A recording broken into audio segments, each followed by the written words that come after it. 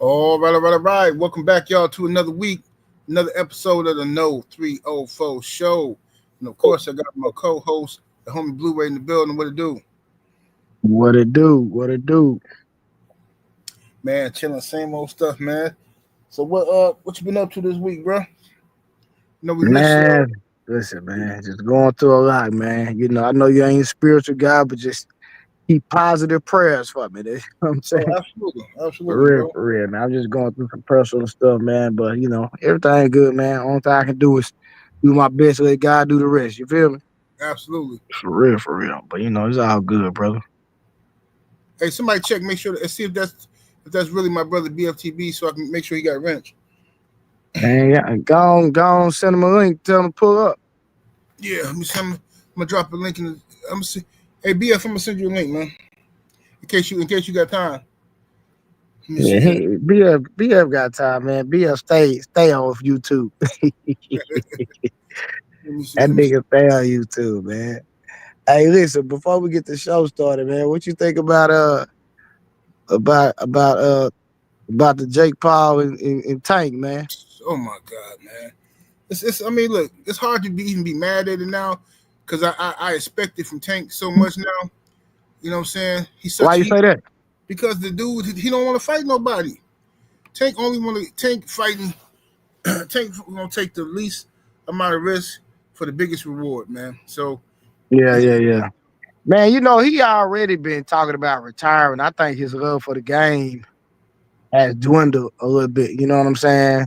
It could be because of him not challenging himself, but maybe he got success, too early. And then not only that, you know, on the back end, seeing a lot of the nonsense in the boxing world, that can deter you too. Cause like me, even as a trainer, bro, the stuff I've dealt with in my career, bro, and seeing the stuff that I've seen, bro, I can't stand boxers, bro.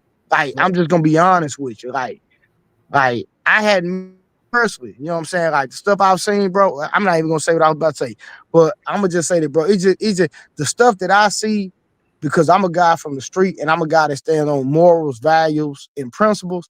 It's just the stuff that I see, man. And I've dealt with a lot of different boxers, bro. And it be the same, whether they got money or whether they don't have money, whether they're a superstar, whether they're not a superstar, bro. It just seems like the same old thing, bro. And it's truly sad, bro. So I can understand why Tank has, been talking about retirement and had a little disdain because of boxing. And said that, you don't seen a lot of nonsense, bro, in this boxing game, man. You know what I'm saying? For real. most definitely, I've seen ridiculous stuff. Still seeing it, man, in boxing, man. It's just crazy, bro. Sometimes it be so much stuff that we know that you can't even talk about. You know what I mean? Yeah. So it's crazy in the boxing game, man. But yeah, BF, I sent you a link in case you wanna What come. about you think Canelo gonna be able to, I mean, not Canelo, Jerron in his sparring Canelo, you think that's gonna, help him? It's gonna help him, but I mean, to be honest with you, I think um if I think if Canelo beats Crawford, he was gonna beat him anyway. I don't think Ennis is gonna do that much damage. You know what I'm saying? Mm-hmm. Somebody I think helping the preparation is not gonna really be the effective, yeah. yeah, it ain't gonna be that much because Crawford and Crawford. The only similarity between Crawford and Boots is the switch hitting. They both can switch hit, but stylistically, I think Crawford is a more accurate, more patient and accurate fighter. I think Boots is a little more. Um, Who you think who you think gonna win the fight? I got Crawford. You I know what got I'm I saying? got I got Canelo. Okay. Yeah, I mean, it ain't a bad choice. I mean, it's a reasonable choice. You know what I'm saying? Because the mug is they got I mean, the dudes is look. At the end of the day, Canelo is the champion at 168 pounds for a reason. Uh, Yeah. you know what I'm saying? Crawford finna try to do some legendary stuff. So we're gonna see, man. Nah, I respect what Crawford doing. Like I say, and I like Crawford, be personally, but I just I'm like me, I'm not the type of person, bro. I don't bet with my heart. You know what I'm saying? Yeah. I know. Like this is me, and this is what I tell everybody. If Crawford would at least had one tune-up fight at 68 and went 12 rounds, I give him a better chance at winning. But to Facts. jump from where he went straight to 68 to fight 12 rounds to somebody who has been hit by some of the hardest punches in the game and ain't never blinked, eh, you Hey, know what I'm saying? My hey, calculation is like, bro, like he gonna walk him down. it's a tall task for real, bro. I personally think that man's going to get annihilated. I hope I'm wrong. I really do. Who 'Cause you I talking don't. about? You think Crawford gonna annihilate Canelo? Hell no. I think Crawford's going to get obliterated. Oh, okay. I hope I'm wrong. I really am because I don't want to see Crawford blast out like Yeah. that. Bro. I don't want to see that, bro. I want him to win, bro.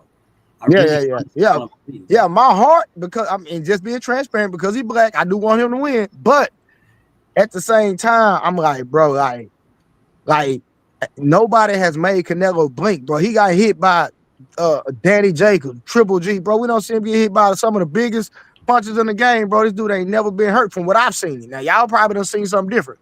But from what I've seen with my own two, I haven't seen him hurt. I ain't seen him get hurt since Cotto brother hurt him when he I'm was a about to baby. say, we got the same eyes, dog. I don't know what you talk about. We got the same eyes. I saw Golovkin hit this man with what looked like a damn sledgehammer. and nothing. He just rolled his head with it and just came right back. No buckle in the knees, no nothing. And y'all telling me that this See, guy, I didn't see the Canelo. I didn't see Cotto brother fight Canelo. I didn't see that. When he was a baby. He was still real young. And Cotto brother rocked.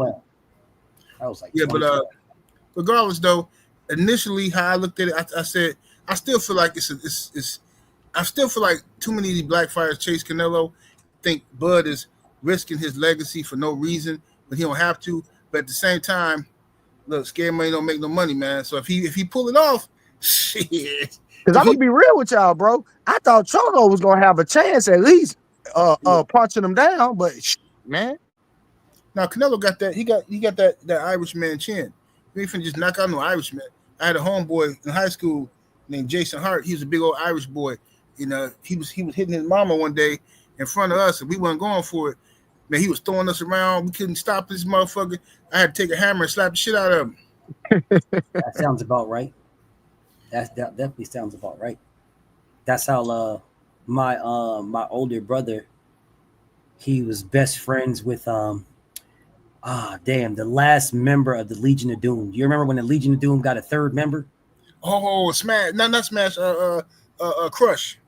No. I'm talking about Demolition. Demolition. There was another member of the Legion of Doom. It was a third member, but that guy was my older brother's best friend. And it was the same type of time, the same type of shit. I don't get his name. Hawk. It was Hawk.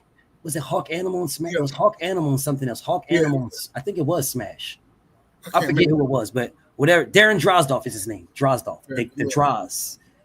Darren Drozdov was my older brother's best friend. So he was the same type of shit. You got to hit that motherfucker with a hammer because he had a fucking chin, ridiculous chin. Yeah, man. See them boys. Yeah, Canelo got that same Irish blood. I still don't believe Mexican. I don't care what nobody say. But let's get to it though, man. Let's get to these topics, man. So we got some good topics for y'all. Oh, let's do a roll call real quick. Quick roll call. We ain't gonna be able to get to everybody, but shout out to the Dirt Game Boss in the building. RT up in here. My brother Coach 67 Sports TV is in the building. The homie Rod Neal, the Domino Master in here. We got Rick Blackwell in the building. Pablo Escobar, Jalen Hudson, Prince Rowe. Let's see what we got here. My brother Sheldon, LDBC had nothing in the building. Tiz Frank, AC Boxing in the building. MJ Total Health and Wellness Enrichment. Let me see here. Aaron Butler, Tiz Frank, brother BF, we got him up here. Dale Reeve, what it do? See what we got Justin Cash in the building. Shout out to the brother AB coming through early with the Cash App. That 5-piece. Appreciate the support, brother. We got Steph Brown in the building. Let me see here. Let me see. My brother Will Sinclair, what's happening with it, man? All right, I can't get to everybody, man, because we want to get to these topics. But shout out to everybody that's in the building. Appreciate y'all. The OG Mr. Mont is in the building in that super chat. Appreciate the support, bro. Shout out to Brown Sugar Tay Tay. I see you in the building, Brown Sugar Tay Tay. brother Trill Will, what it do? DP Rocker, Aladdin Saddam. Shout out to everybody, man. All right, we're gonna get to these topics, man. All right, here we got here. Some wild nonsense going on out here in the world today. But first thing first, let's deal with an interesting topic. The homie's been sending this to me because I said this years ago, like 10 years ago on YouTube. It's funny how people still be remembering this stuff. But I said this on a video like 10 years ago on YouTube, and people were tearing my head apart. But it was like, man, what kind of man would say something like this? But now Sugar Free said, now, you know, everybody want to listen now. If your girl that you really like, say this guy over here told me he'd give me $2,000 to f me in the bathroom real quick. I'd give her $2,000 to stay by me. You better watch that bitch. You better watch that bitch gone. She gonna get trick money and your money. Step the game up, P. That ain't pimping. You gonna get your ass on the cross. Pimping. Nah. Okay, so the moral of this story is, like I said 10 years ago, was somebody asked me a question in the chat. They say, hey, if your girl come to you and say, your girl, your wife, whatever, she come to you and she say that a guy at her job or a guy she know is offering her 5 G's to smash, right? What would you do? Now, some people say, oh, I would leave her just for the fact that she brought that to me. Other dudes like, oh, I would tell her don't do it. That's stupid. And my answer was, I would tell her to go do it. Because the reason why I would say go do it is because now I know how I can treat you like a hoe, like a 304. Because if you brought it to me, I already know you thinking about it, right? You already thinking about it because you brought it to me. So I appreciate you bringing it to me. So now I'm going to put the pimping on you. Yeah, go ahead and get that money. See, she's testing you out by even bringing it to you in the first place. I agree. What you say, BF? Go ahead. I'm saying like the way that you looking at the scenario is spot on. You know what I'm saying? The average guy would be like, no, you know, I wouldn't want you to do it, etc. But like you said, I'm gonna put the reverse psychology. I'm gonna spin it. I'm gonna tell you go ahead and do it because, like you said, the fact that you even bring something like this to somebody like me, you know who you talking to even play with me like that. So that already lets me know you ain't got no respect for me and yourself. The fact that you even gonna bring some nonsense like this to the table in the first place. You know what I'm saying? So that's real. What's your thoughts, BF? Man, I echo my bro, dog. I think like as a younger dude, I probably would have thought some different things, but right at this particular moment, bro, I'm more so, I guess I'm just combative at this particular moment. So I'm more so like, bro, why fuck wrong with you, bro? I'm on that type of time, to be honest. I'm definitely with my bro Blue. Absolutely. All right, let's break it down another one here. Another topic. Okay, so this is another topic here. This is an interesting one here. I want y'all opinion on this guy here. I think he the gist of what he's saying is he's talking about. Well, I'm gonna let him speak for himself. Go ahead. I'm not begging to be a good dad, and now they mad at me. I was very specific with what I said. If me and the mother of my kids split up and I have to fight through tooth and nail to see my kids, the court system against me, it's literally just as simple as, you know, I'm the man, we broke up, she's being mad and petty that we broke up, so she's just not allowing me to see my children. There's no abuse involved. You go to all the doctor's appointments, you are a present active father. She's just being petty, making shit up, and then the court believes her. I'm not fighting, bro. I swear to God. This happens a lot. In the hood, a lot, definitely. I have literally seen women hit themselves in the face, take photos of it, and say their baby daddy did it. Like, I've seen them get set up like that. I ain't gonna say no names, but our neighbor at the time, she literally called her baby daddy over, and I was real cool with her son, so I was over at the house. I visually saw her hit herself in the face and say that she was gonna call the police on him. I visually saw this with my own eyes at 14 years old. I feel as though y'all dudes need to stop busting at any and everything. I've said this plenty of times. But at the same time, I understand you can't go back in time. So me personally, if I was put in that situation, I'm not putting up with it. Nope. That just seems like a lot on my life right now. All right. Shout out to my brother D-Man Jr., D21519. Phenomenal Mexican, Hugo the Mask, Cameron Fields. Salute to everybody. If I missed y'all, I apologize. But let's start with you, Blue Ray. What you think what the brother's saying? How you feel about that? Well, I understand what he's saying, but I don't necessarily agree because me as somebody that has, been through some court situations involving a child, if you get you a lawyer, go down there and take care of your business, you're gonna get your visitation. At minimum, you're gonna get your visitation. You know what I'm saying? So if you go through the proper channels and take the correct road, and I'm speaking for Texas and from what I've known and what I've seen.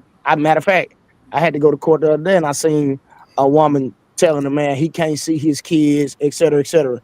And the judge was like, why? Like, why this man can't see his own kids? Judge granted that man visitation, everything. Now he get to see his kids. You know what I'm saying? He hired a lawyer. So I tell any man, get your money right, hire you a lawyer, and go down there and get your visitation. If anything, in one state it's set in stone, they can't stop that. So somebody playing with you with your child, man, just spend that paper and go get your visitation at minimum, where you can still get to see your children. Yes, indeed. What's your thoughts on the BF? Man, listen, bro. When it comes to kids, bro, for babies, like, man, I have a soft spot, man. It's different, bro, and it's such a challenge that I feel like American relationships are a scam, bro. I feel like a lot of women get relationships not for the relationship, but they get in relationships for the bag. So I'm listening to bro talk, and like I understand every word he's saying, but then it's painful to listen to because it's like, how are you happy about that? Like, how do you have a happy spirit that you not going to fight for your baby, bro? Like, how do you have a happy spirit? But in the same token, it's like, bro, you laid with this woman, bro. Like, the feeling was good, condomless, for you to go ahead and do your thing. It was a great feeling. You knew what you was doing at that time, even if you didn't know really, because I don't believe people be knowing when they be busting one. But at the same token, bro, like, man, like you allowed all them months to go on. You allowed all that time. You wasn't trying to have those conversations about, not having the baby or nothing like that. You allowed all that to go on. And then after that, after the baby's born now, and now you talk about you not even going to fight for the baby, bro. Like, that's a generational curse. So if you start that, it takes you're putting already in the ether that your baby ain't gonna fight for nothing now. Now your baby's not gonna fight for nothing. You just made a baby, and now that's generational like that. Now it's like, well, my father didn't fight for me, so I'm not fighting for my kids. And maybe somebody made it, and then maybe one of them didn't. You know what I'm saying? That's extremely tough right there, bro. Because that's difficult. That's difficult. I just don't like bro demeanor, bro. He just seemed too carefree to me. Yeah. You know what I'm saying, with the baby, dog. That's all. No, I agree. And I've been saying this for a while too. Like Corey Holcomb said something similar. Like, fuck them kids. That's like the cool thing to do now to justify being a bitch ass nigga. It's like, fuck them kids. Fuck them kids. Like, listen, bro. I understand having relationship problems. I understand sometimes people make mistakes, end up getting a crazy chick, a 3 or 4 pregnant, whatever the case may be.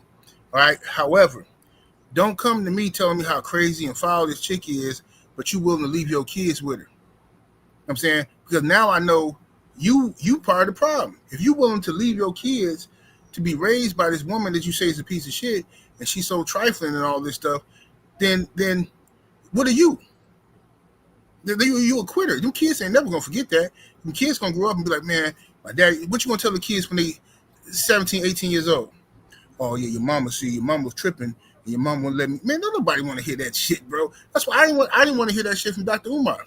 When Dr. Umar was talking to that boy, like, bro, how you running around the country talking about helping babies, but you can't help your own babies? Get your ass away from me, dog. Mm-hmm. That shit don't make sense. No, that's fact. Yeah, but chat. Let us know in the chat how y'all feel about the topic, man. About that particular topic. From the movie. Yeah. Go ahead, Blu-ray. No, I was just gonna say, man, listen, any man, like I say, because I'm like I said, and that's why I was initially I started out saying pray for me, bro, because I'm actually in the custody battle right now. You know what I'm saying? Right. Like I got custody of my son, who I've been had him since he was, since he was 2 years old or whatever. Facts. But That's you. but the mom trying to fight me now. You know what I'm saying? Right. On some goofy stuff. You know what I mean? Like out of nowhere. Like Wow. we've been good for 8.5 years, and then all of a sudden you want to take me to court to try to take him from me. Like I'm his father. Like, why would you want to try to take him from his father? You know what I mean? Like, I'm not stopping you from seeing him. We trying to raise a man. You know what I mean? Like, right. Like, why would you stop his, everything that he got going on? So, like I said, since I've been dealing with this, I've been seeing different court cases, just sitting down there, dealing with my situation. And like I say, now that I'm involved in it, I'm only speaking for Texas and Dallas, where I'm at. And then if you in Dallas and you saying you can't get at least visitation, you're a lie. I done seen too many women in the court system try to keep a man, and the judge was not going for it. They ain't trying to hear that. If a man is active and proactive about seeing the kid, they going to at minimum give you the rights to see the kid. That's a fact. That's real talk. Yeah. What's up, Constantino Bud? I see you in the building. I know you're about to move on, but I feel like in Blue's case, bro, and I don't want to get off topic, but in my brother's case, I feel like the world got life fucked up, bro. Like dead ass serious, bro. You don't take a son from a father because a mother cannot raise a son, bro. Yeah. And vice versa. Like you don't take a daughter from a mother because it's look, watch this. Watch it be if we would have had a daughter, I wouldn't even I would have never had an issue. Like, okay, bet she come visit her dad whenever she wants to. She can go with you. I'm not finna press that up. You know what I mean? Because it's certain things, and like I say, my son finna be 11 next month. It's just certain things at this age. I ain't trying to teach her because I can't. Facts. And that's my thing. It's like I just look at the Western civilization. If not the whole planet, like, bro, what type of fucking time are you niggas on, dog? You a woman, and no disrespect to any queen, you cannot raise a man, bro. You cannot. You can raise him, but you can't raise him. There is things that you can't tell him because you don't know yourself. And vice versa. How the fuck is a grown man gonna have to teach his daughter how to fucking how to take care of herself personally? Yeah, exactly. What type of nasty ass shit is, bro, man? Like me, BL, if I had a daughter, bro, I wouldn't even I don't even want to have a conversation about certain stuff. You know what I'm saying? Facts. Like, so you know what, man? Go talk to your mom about that right there. Yes. I don't know. Listen, because I don't even, in my mind, you don't even have one. You know what I'm saying? Facts. That's what I'm talking about, bro. Like, that's what I'm talking about. Like, ain't nobody trying to go through that shit, bro. Like, you crippling babies. Like, if you have a son, the fucking, I'm gonna get off this topic because it just irks me. But if you have a son, then the courts should look at if the same way they look at them right now, like a baby. If you have a baby, it's automatically the mother automatically, and the dad got to get visitation, and you got to fight for rights and all that type of shit. I feel that if you have a baby, the court should look at that the exact same way, but they should look at the sex of the child. Because all this weird ass shit going on, bro, and right now, there's no way you should be putting motherfucking daughters with, nah, bro, and sons with moms. Then you got these boys walking around here wearing fucking nails and boy skirts and all this dumbass all this crazy stuff. It's like, bro, like they're doing what their mom does. They're all these weird ass movements and all these fucking stupid ass dances and all. Bro, this is what the mom does, bro. You can't blame the baby, bro. They doing what the mom does. They don't fucking know any better, bro. And she don't know any better because she's not going to stop doing it in front of this little nigga. Right. Nah, that's real, bro. Shout out to my brother, the OG Mr. Mott is in that super chat with the 5-piece. Appreciate the love. He says, I could tell y'all some painful stories about that very subject. I shed many tears, fellas. Man, hey, bro. I'm just grateful that, like I say, me and my woman, we going through our thing. I'm just grateful that we still, you know what I'm saying, we still friends. You know, we don't got no beef or nothing. I'm just grateful for that. And hopefully it don't lead to no crazy shit either. Because, man, nah, I don't play by my kids, bro. Like, I can't. Yeah. And see, like I said, in my situation, she trying to take him, you know what I mean? And then they end up putting her on child support. You goofy. You know what I'm saying? Like, you should have left well enough alone. He been with me since he was 2. He finna be 11. Why would you even try to come and disrupt what we been had going good? Right. You know what I'm saying? Like I said, to this day, I don't know if she got a new boyfriend. It could have been him put up to it. I don't know what's going on. But at the end of the day, this is my thought. If you get with this dude and this dude put you up to this, if y'all break up, you still got to deal with me. Facts. So why would you cause contention between us and you still got to do it? He can go on about his business. Now you on child support. You wasn't on child support. You didn't have to do nothing because Blu-ray got it. You know what I'm saying? Like I've been taking care of him since he was 2. Even before that, but I'm just saying once we got the divorce, then he went with me. But I'm just like, I've made your life easier. Facts. Right. You know what I'm saying? I ain't never asked you or required you to do anything concerning our child. And then you want to disrupt the whole thing, and then now we in court spending all this money, doing all this stuff for what? And they not gonna overturn it. He gonna stay with me anyway. So you wasted your time because I've never kept him from you, not one day. Selfishness, man. Yeah, that's man. diabolical when you think about it, dog. It's diabolical. Why would you do that? For him. And again, I don't want to go too deep into your shit, bro. But I don't mind. I'm transparent. Yeah, but for him to be with you, that says something on her end wasn't the greatest. Well, no. It wasn't nothing wrong with her. I was just, when we got a divorce, bro, my thing was, hey, listen, he's a boy. He's gonna be a man one day. And I just think it's best for him to go with me because he need to be around me. And she agreed. Well, so then there's nothing more to talk about. Then it should have stayed that way. So it wasn't no beef or like she was an unfit mother. None of that. You know what I'm saying? Yeah.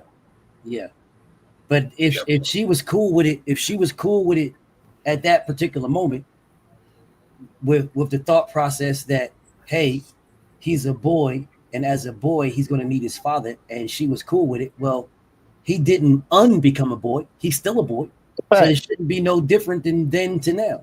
100%. Because I'm telling you, if we would have had a daughter, I would have 100% say, hey, go with your mama. Not neglecting her as my daughter or the responsibility, but hey, you need to be around your mama, period. Yeah. Unless, I see. But like I say, it was my wife. She wasn't no unfit mother, none of that. Like she, you know what I'm saying? Okay. So it wasn't even no issue with that. For sure. Man, mosquito bit the shit out of me, dog. Man, this subject just is a subject that's it's a tricky one, man. Yeah. And it's painful.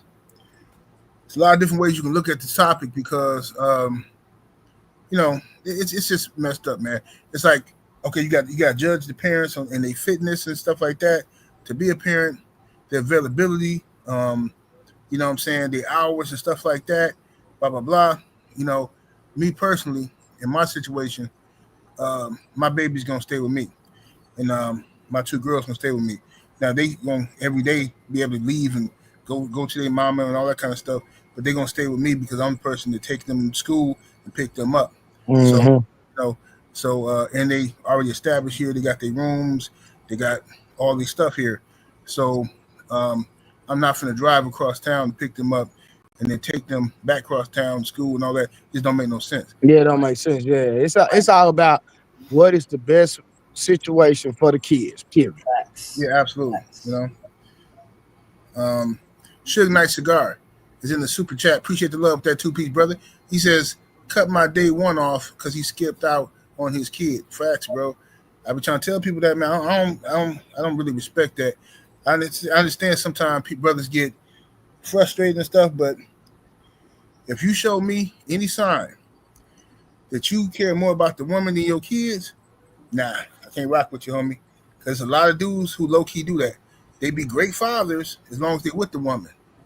And then if the woman cheat on him or something like that, you're like, man, fuck that bitch and that baby. Like, huh? Yeah, Huh? that's crazy. I don't understand that. That's crazy. Yeah, that's wild. But they own it though. All right, let me get to this next topic here. Now, this is interesting, man. On a similar topic. Now, this is a video of supposedly a man who is at his doorway with his family, and his baby mama, I guess. Well, his baby, his ex-girl is trying to come in and bring the 6-year-old daughter to see him. But the man just found out that the 6-year-old ain't his. She cheated on him, but he been raised her for 6 years. So now everybody telling him, don't hold it against the baby, blah, blah, blah. So here you go. Y'all need to leave, bro. Y'all need to leave, bro. We don't talk to no sister like that. We don't talk to my 6 years. Don't talk to my sister like that. Man, hey, bro. Hey, y'all. I'm talking to you. I'm just saying, no, this ain't got nothing to do with her. This ain't got nothing to do with her. Don't do her like that. She been asking about you. She miss you. She miss you. She been asking about her daddy. Just calm down. Just calm down. Just calm down. Hey, baby, hold on. Baby, y'all good? Yes. Hold on. Hold on, John, come here. You think you can just talk to my sister in this type of way? No. Just talk to her. Don't take it out on that baby. Whatever y'all got going on, that's between me and you. But don't put them churn in it. How you think I feel? I told you I was sorry. I told you I was sorry. Mistakes happened. But this ain't got nothing to do with her. This is between me and you. Okay, I gotta go first on this one. I'm sorry. Fuck that bitch, bro. Like, how dare you tell this man he don't got time to grieve? He don't got time to process what the fuck just happened. This his baby he didn't raise for 6 fucking years. He found out it's not his. He don't want to see nobody until he get over what he going through. And everybody attacking this nigga like, don't hold that against the baby. No, I ain't got nothing to do. Oh, I said I made him. What the fuck? A mistake? So this nigga ain't got no feelings? He can't grieve? This is some bullshit, bro. This shit pissed me off, but I was hoping this is a skit or something. BF, go ahead.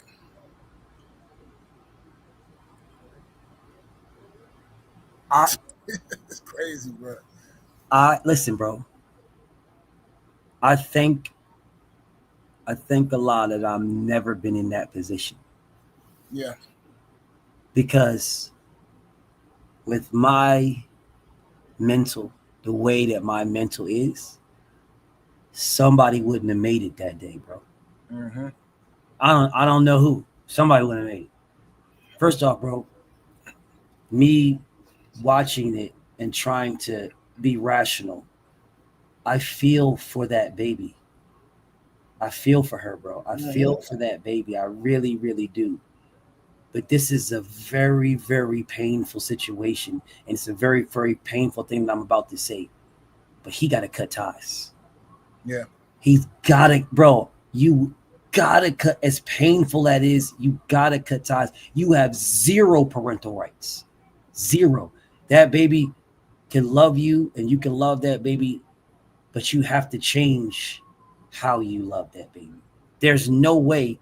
Because if that father comes back into her life in any way, shape, or fashion, you have no say of nothing. Nothing to say. Oh my goodness. There is absolutely no way, as bad as it would tear my heart out my chest, I wouldn't be able to talk to that baby, dog. But let me ask you a question. I couldn't do it, bro.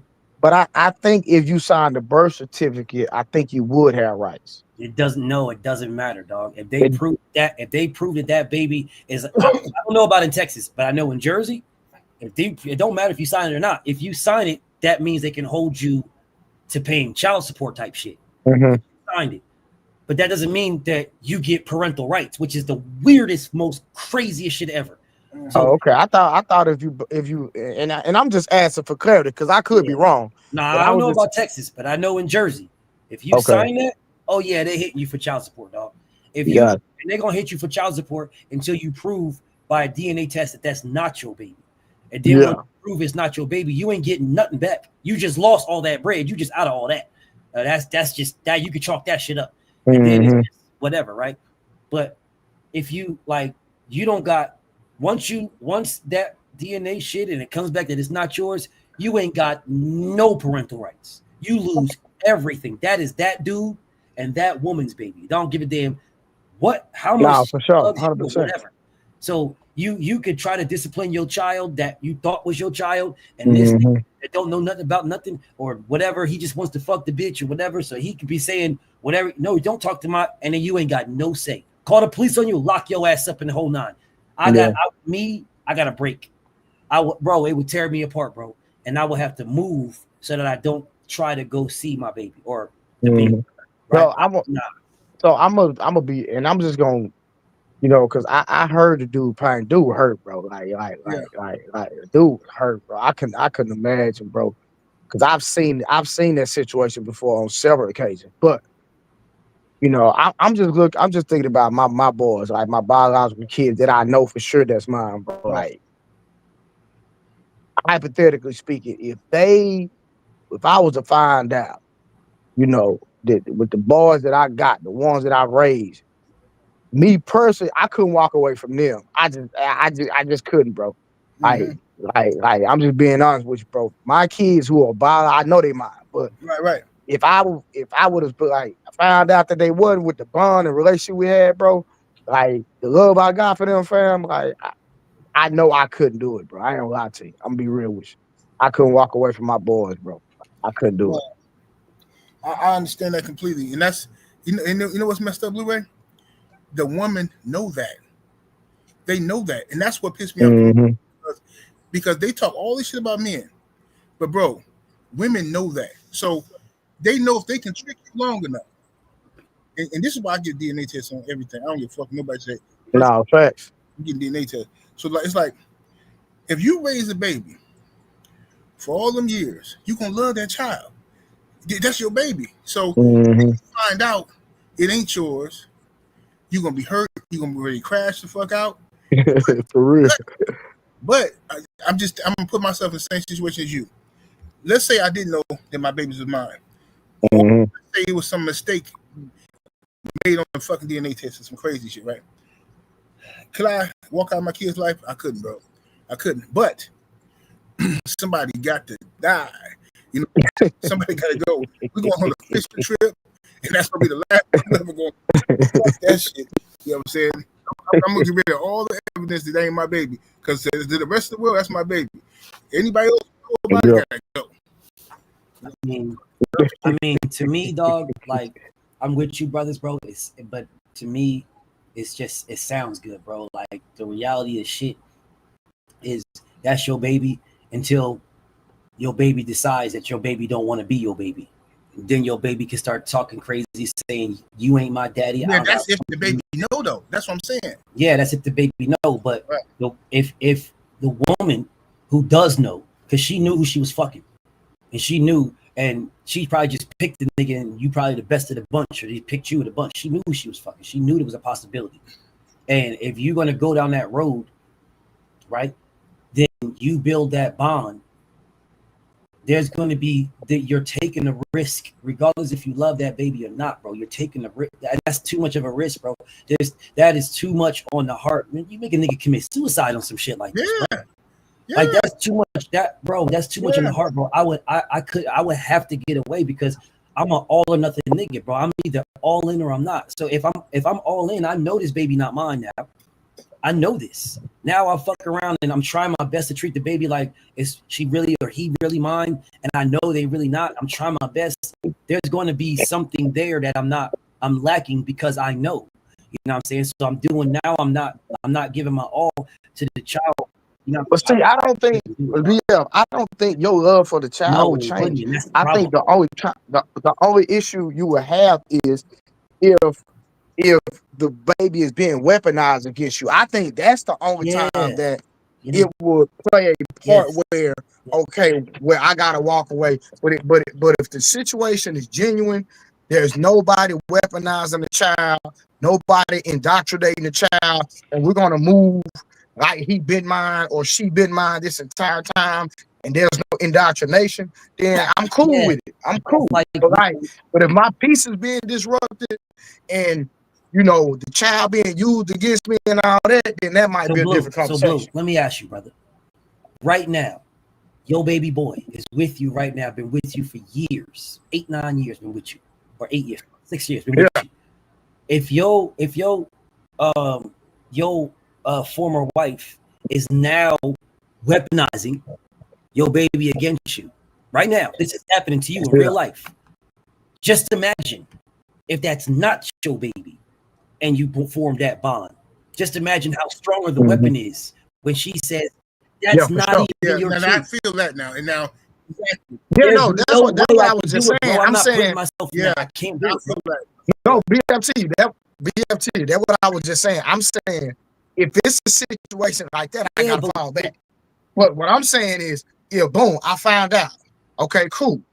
The child don't know. We gonna move forward like it's mine. Ain't nobody weaponizing the shit. Ain't nobody throwing it in my face. I'm cool with it. Okay, well, let me give you this thing. The child don't know. And when the child gets older and the child finds out, what do you think gonna happen? There's going to be some type of resentment. So watch this. Because they're going to be like, why didn't you tell me? Nah, I disagree. You think babies ain't going to want to know who their real dad is, real mom is? No, just listen. Nah, because I'm telling you, one of my big cousins, bro, he not my biological cousin, but to me, he's my biological cousin, period. You know what I'm saying? Like, we raised from diapers. He found out his daddy, which is my biological uncle, not his real daddy. And we didn't figure that out until we got older. We like, yeah, daddy, you 5'3", nigga, that nigga 6'4". You know what I'm saying? Like, that can't be your daddy. And we figured it out as we got older. But at the same time, like, bro, I just talked to him yesterday, bro. Like, we family, period, bro. I know when he found out, bro, I'm not saying he probably didn't feel no type of way, but didn't nothing change, bro. Nothing changed. Yeah, for sure. And if you have that bond, then nothing can change it, but not everybody has that bond, bro. Majority of motherfuckers don't have that. Majority of motherfuckers have a scenario. And the crazy part is, and watch it be, and my uncle ain't worth 2 cents. And he still called my uncle daddy. This is my daddy blood brother. He still called him daddy, but my uncle ain't worth 2 cents. Straight up, bro. But there was clearly a bond.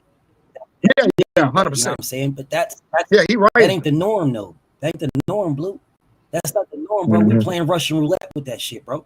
Like you, and for me, it's like, bro, you as the brother that I know is going to for sure put everything in that baby. You know what I'm saying? Everything, and you're gonna raise that baby as if that baby is absolutely yours. But it's going to come to a point where there's a breaking point where that baby is going to, whichever way that baby goes, is going to say, you know what, Blue is Pops, and I don't give a damn with anything. That's Pops, and I'm rocking this way, right? And then you're going to get to that other way where it always comes around them teens, man, them teenage years where kids get rebellious. You ain't my dad, and you telling me to clean my room, and you telling me to eat. I'm not doing that. I'm going this way. But watch it be, and this is just me, bro. If you have a certain relationship with a child, bro, I don't care what they find out, bro. They gonna love you in spite of it. Yep. And you might disagree with me, but I'm telling you, bro. Like me, I was in the streets hardcore. Mm-hmm. But when I got home, it wasn't nothing but respect. Yeah. I disrespect out there, but when I got to the crib, when it came to my siblings, like my parents and stuff like that, bro, I didn't play with them. Yeah. Because of the foundation that was laid. Right.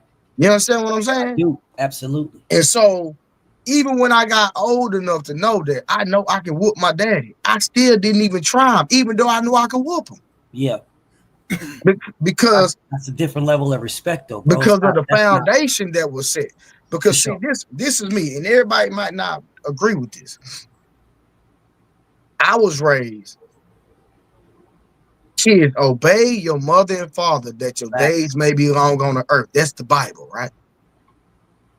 And I'm a visual learner.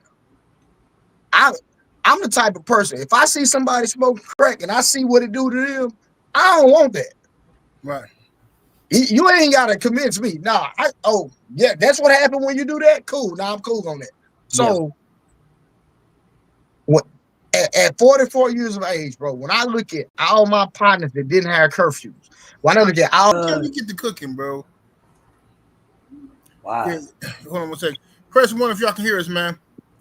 Cause ain't nothing wrong with my Wi-Fi, so I don't know what the. Yeah, you sound good to me. Both of y'all sound good to me. Crystal clear to me.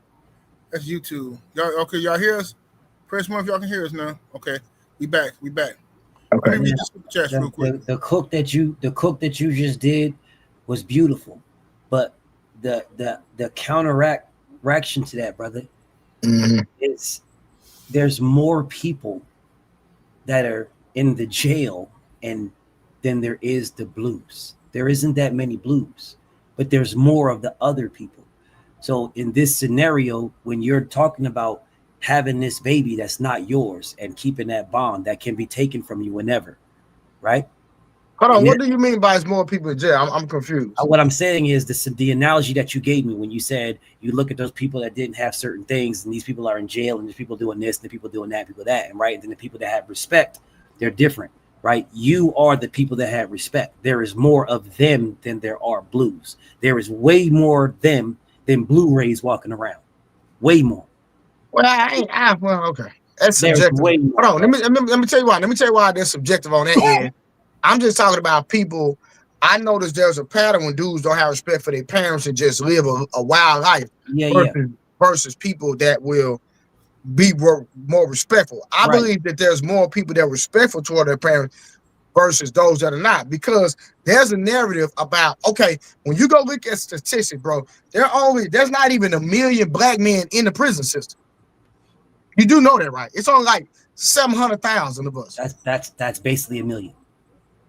But what I'm saying is, when you look at the percentage of 13 million blacks, that's not even 1% though. Sure, I'm not talking about that either. What I'm talking about is the connection from the baby that's not yours, to the respect level that baby would have as they're growing up, because that's where we got to this, right? That's that connection right there. And what I'm saying is there is a stronger connection, not like in spirit, like, because there could be a stronger connection with someone that's not yours, like a baby that's not yours, than a baby that is yours. But when I say stronger, I'm talking about the fact that right now, if Lil Blue messed up, you could discipline Little Blue, right? If Little Blue is not yours and Little Blue messed up, but he was yours like that, if you discipline Little Blue, there's a different thing here where it's different, because now Little Blue, like Junior, finds out that he's not yours. And maybe he didn't like the discipline that you was given. Like all these Russian roulettes, bro. I as much as I couldn't do it, dog. I couldn't do it, bro. It's way too much. It's, to me, I wouldn't blame any dude who left a family or a child at all that wasn't his. To me, that's the strongest thing to do is to leave. Yeah. Because I'm gonna tell you why. Because at any given, if you can stay and say, you know what, this is my baby. I see dudes do it all the time. This is my baby. I'm staying here. You know, she filed for what she did, but no, man, I ain't gonna treat my baby no different. Okay, 2 years later, she find another nigga, and now she with this dude and taking her baby with her. Yeah, and there's nothing you can do.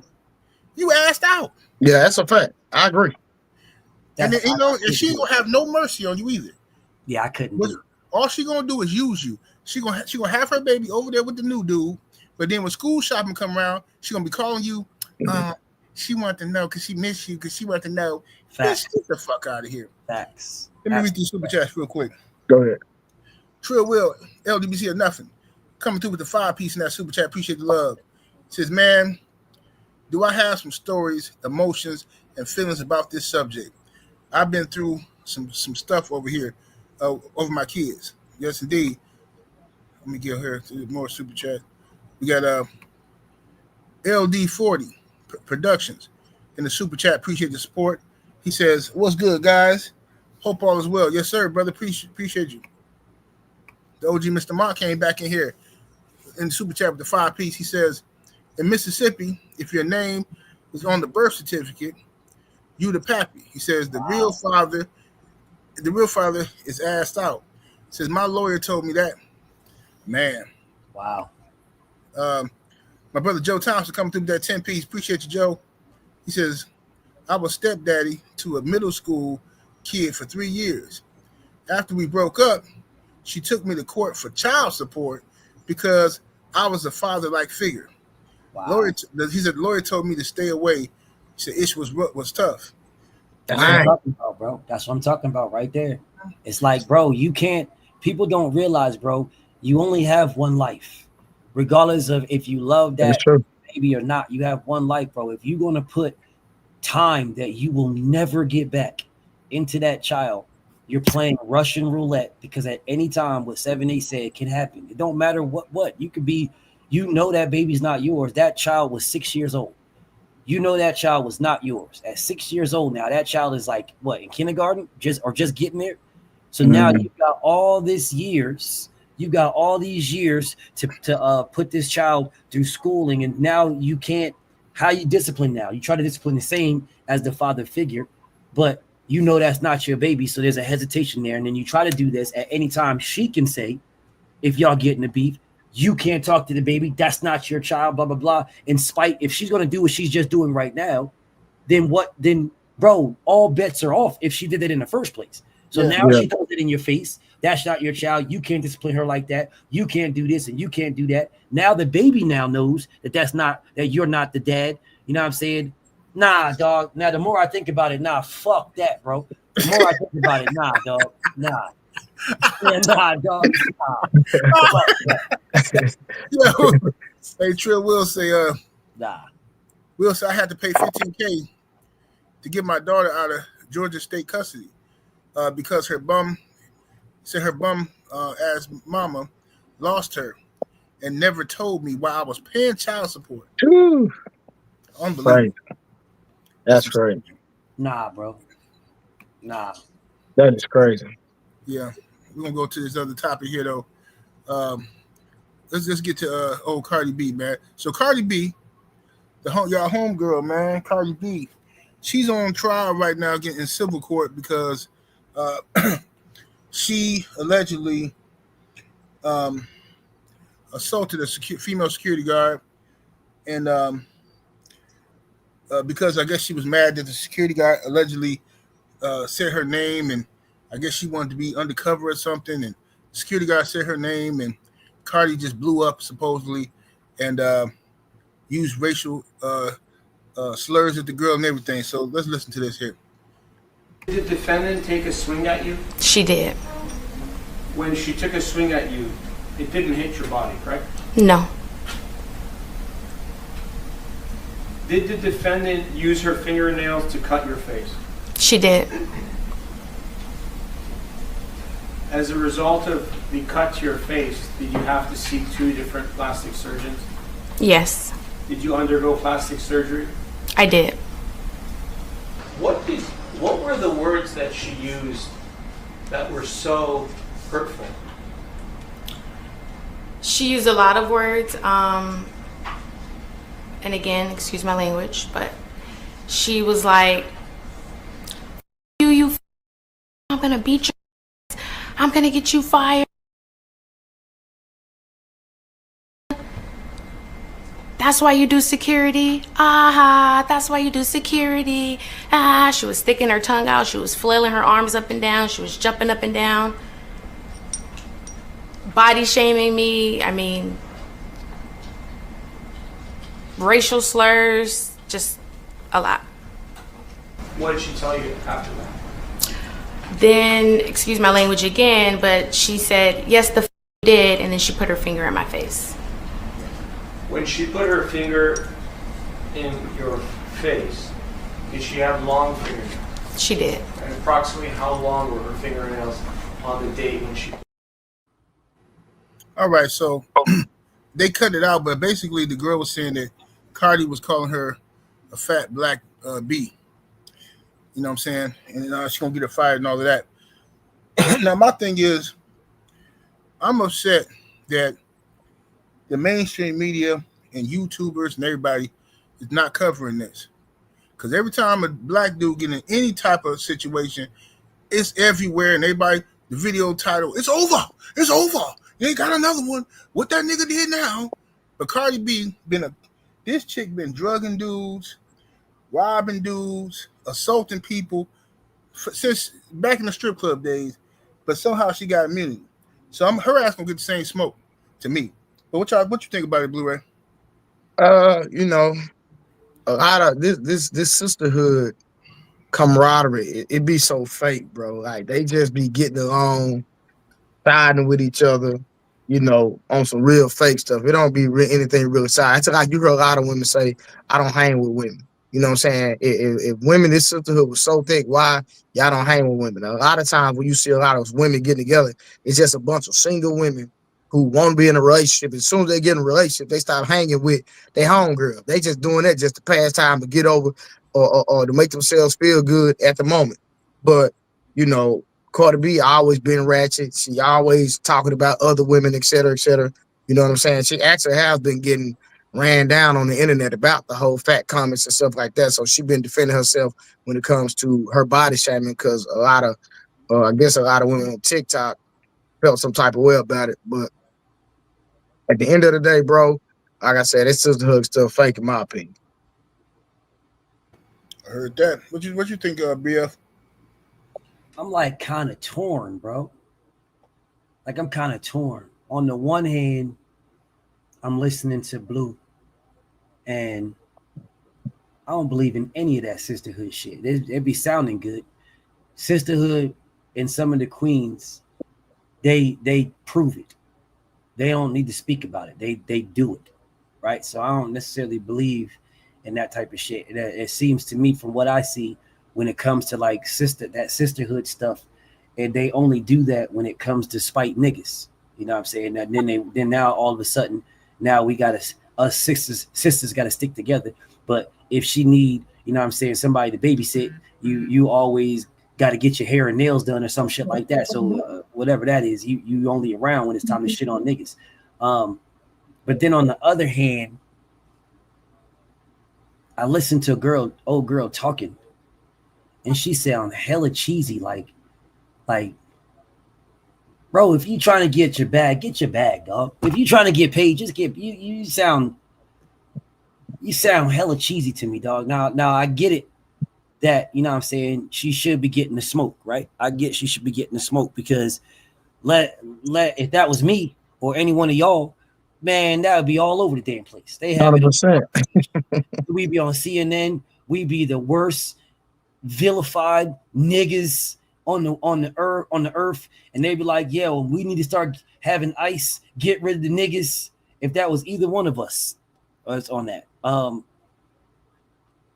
just kind of torn, where it's like, bro, first just pay this bitch, because she clearly just wants to get paid. That's all it is. It's a money grab. I'm just torn, dog. I support her. I support her money grab.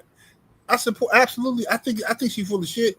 I do believe what she said, what Cardi said did to her, but it is a money grab. But I support it because Cardi B been finessing niggas her whole life. It's time for that bitch to get finessed too.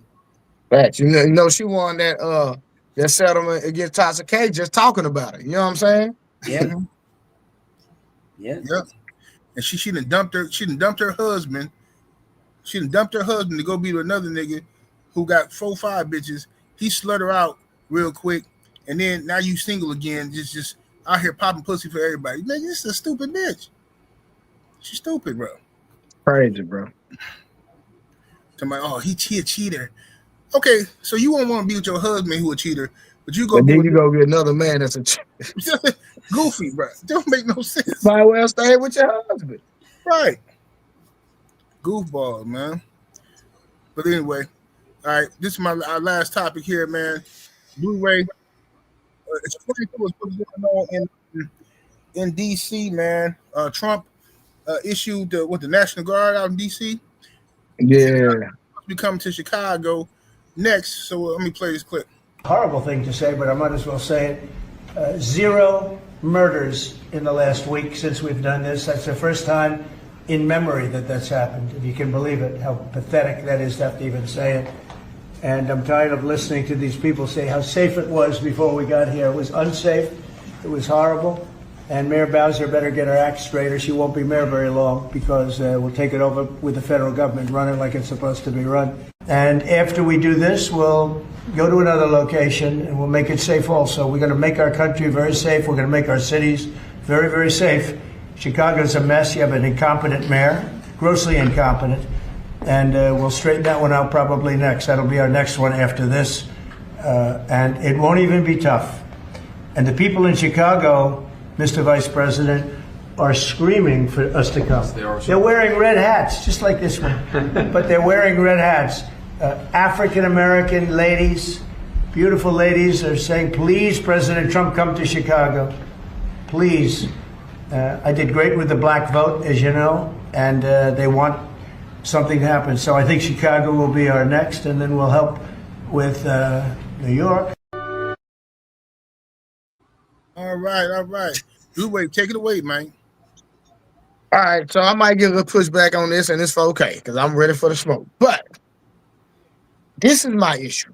A lot of people saying that what Trump is doing, and I know my brother BFTB is a veteran, so he can kind of expound more on if this is against the law or not, or is it legal or not legal. That's not my issue. I understand where people come from, where, hey, Trump is doing something illegal. Cool. I'm cool with that. But this is my issue. Why does it take an extreme for people to feel safe? You understand what I'm saying? Why we can't just, on some brotherhood stuff, on some, we just have respect for each other, clean up our own neighborhood. Okay, we say we don't want the police in our neighborhood. Well, if the police is not in our neighborhoods, if the National Guard is not policing our neighborhoods, we not going to take out the time to do an 8-hour shift and police our own neighborhoods. Am I lying? Right. Am I lying? So at the end of the day, why are people upset at him at least making an effort to clean up some crime? Bro, I seen a dude make a video. It was on Say Cheese. He walking down the street, big bust down watch, big chain, everything. He said, bro, I ain't never been able to walk through DC like this. I'm comfortable. He had his phone out, man. I'm not worried about nobody looking like me, robbing me. I'm good. Look, there go National Guard right there. It ain't never been this safe. So if that is the truth, not saying it is, not saying it's not. I heard people with different views on this. People that's in DC. But at the end of the day, I don't understand black people being upset if somebody trying. That's just like me, bro. I'm not standing next to no whole bunch of ratchet niggas. I can't do it. I'm not standing no crime-infested neighborhood, bro. I grew up in that. As an adult and where I'm at in life, bro, with the things I've acquired, bro, I'm not standing around a bunch of niggas, bro. I'm sorry. I want to be in the quiet, safe neighborhood where everybody look out for each other. If anything popping off, we all coming together. And guess what? That's the type of neighborhood I'm in now. My neighbors look out for us. I look out for my neighbors. Guess what? We can sleep with our doors unlocked around here. You feel me? Mm-hmm. Straight up. But that's my piece on that, bro. Okay. BF, man, what's your thoughts on what Trump is doing? Well, my thoughts are that, one, he can't. The one thing that he did do was in D.C. because D.C. is not a state. So he can do it in D.C. He can't do it. It's a commonwealth, right? It's not a state. So it's something different. It's a district. Is why he can do it. He cannot do that in any state in America. No state. Because the National Guard does not answer to the President of the United States. The National Guard answers to the governor. You cannot mobilize the National Guard at all. Every state in America has its own president, and that is the governor. They do not answer to the President of the United States. He cannot mobilize at all. He cannot mobilize this. It is 100% illegal. If he tried, the governor, there's a 3 or 4-star general, or maybe 2, that runs every National Guard for each state. So 1, 2, or 3. That person answers directly to the governor. They do not answer to the President. They answer to the governor. That is they go to the governor. They do not answer to Trump. Trump cannot He cannot organize those or federalize them. He cannot do that. Mm-hmm. It is an impossibility without the approval of the governor. There needs to be not even that. There needs to be a national. He is trying to do things to make it a crisis. If you make it a national crisis, then you can do that. Once you make it a national crisis, then Congress can authorize you to do that.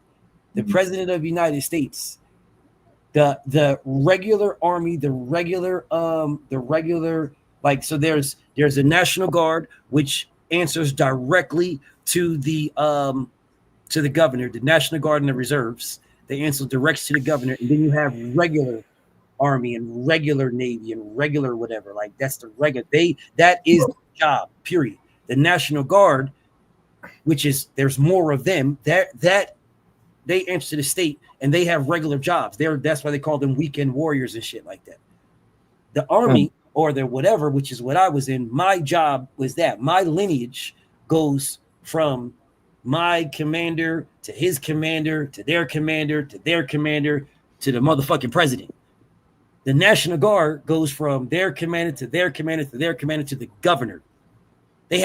President Trump has zero say, zero over any. Is him talking this shit about we're going to federalize this in Chicago or wherever else, man.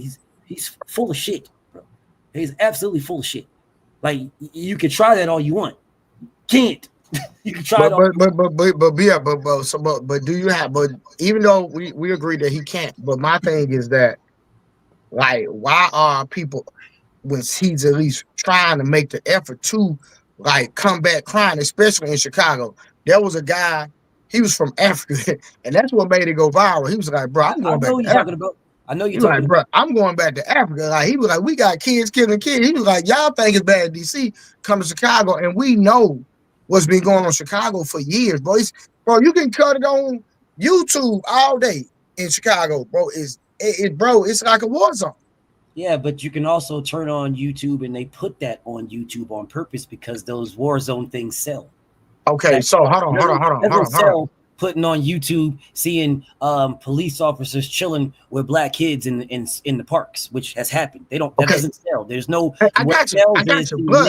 But what I'm saying is, you don't think that the murders is out of hand in Chicago? You don't really believe that? No, I don't. Okay. And I don't believe that anywhere at all. I believe it's 100% propaganda, and it's propaganda because niggas don't want to talk about the Epstein files. Okay, we understand that. That's a whole different rabbit hole. We're not gonna go down right now. This is the thing, brother. This is the thing, bro. We seen Duck get unalived in downtown Chicago over some hood beef, bro. Like they really be sliding out there, bro. So if they really be sliding, what is the National Guard going to do? They have police for that. Call the police. You got a job, bro. What you should do is the police are not taking care of their business, bro. Brother, you're talking to a vet, King. I'm telling you, that is not what we're trained to do at all. No. I got that. I got that part. But what I'm saying is that's nothing, bro. What they should do, if they really want to clean up crime, what they should do is hire more police officers and train them correctly. Then you can put those police officers on the street instead of putting National Guard on the street. Putting National Guard on the street is a thing of force. It is a thing of and it's not even a good thing. This is like, bro, it's like this, brother. You, as a father, your junior is going to. I'm not saying your baby is wrong as bad at all, but I'm just giving an analogy. If Junior is messing up and Daddy comes around, Junior's going to stop. And as soon as Daddy leaves, Junior's going to go back doing exactly what he's doing. Mm-hmm. You cannot use the military on the American streets because it is not sustainable. The dude that you saw on there that said, man, I'm wearing my bust down and my big ass chain. Yeah, that's fine. Yeah, but all you did was curtail it for like a day or two. It hasn't even been a full week yet. Bro, that's not how it works, bro. In order to fix what what he is doing is what they called cordoning. When I was in the military, it was cordon and search with checkpoints and shit like that. Yeah. But so watch it be one second. Let me finish this right quick.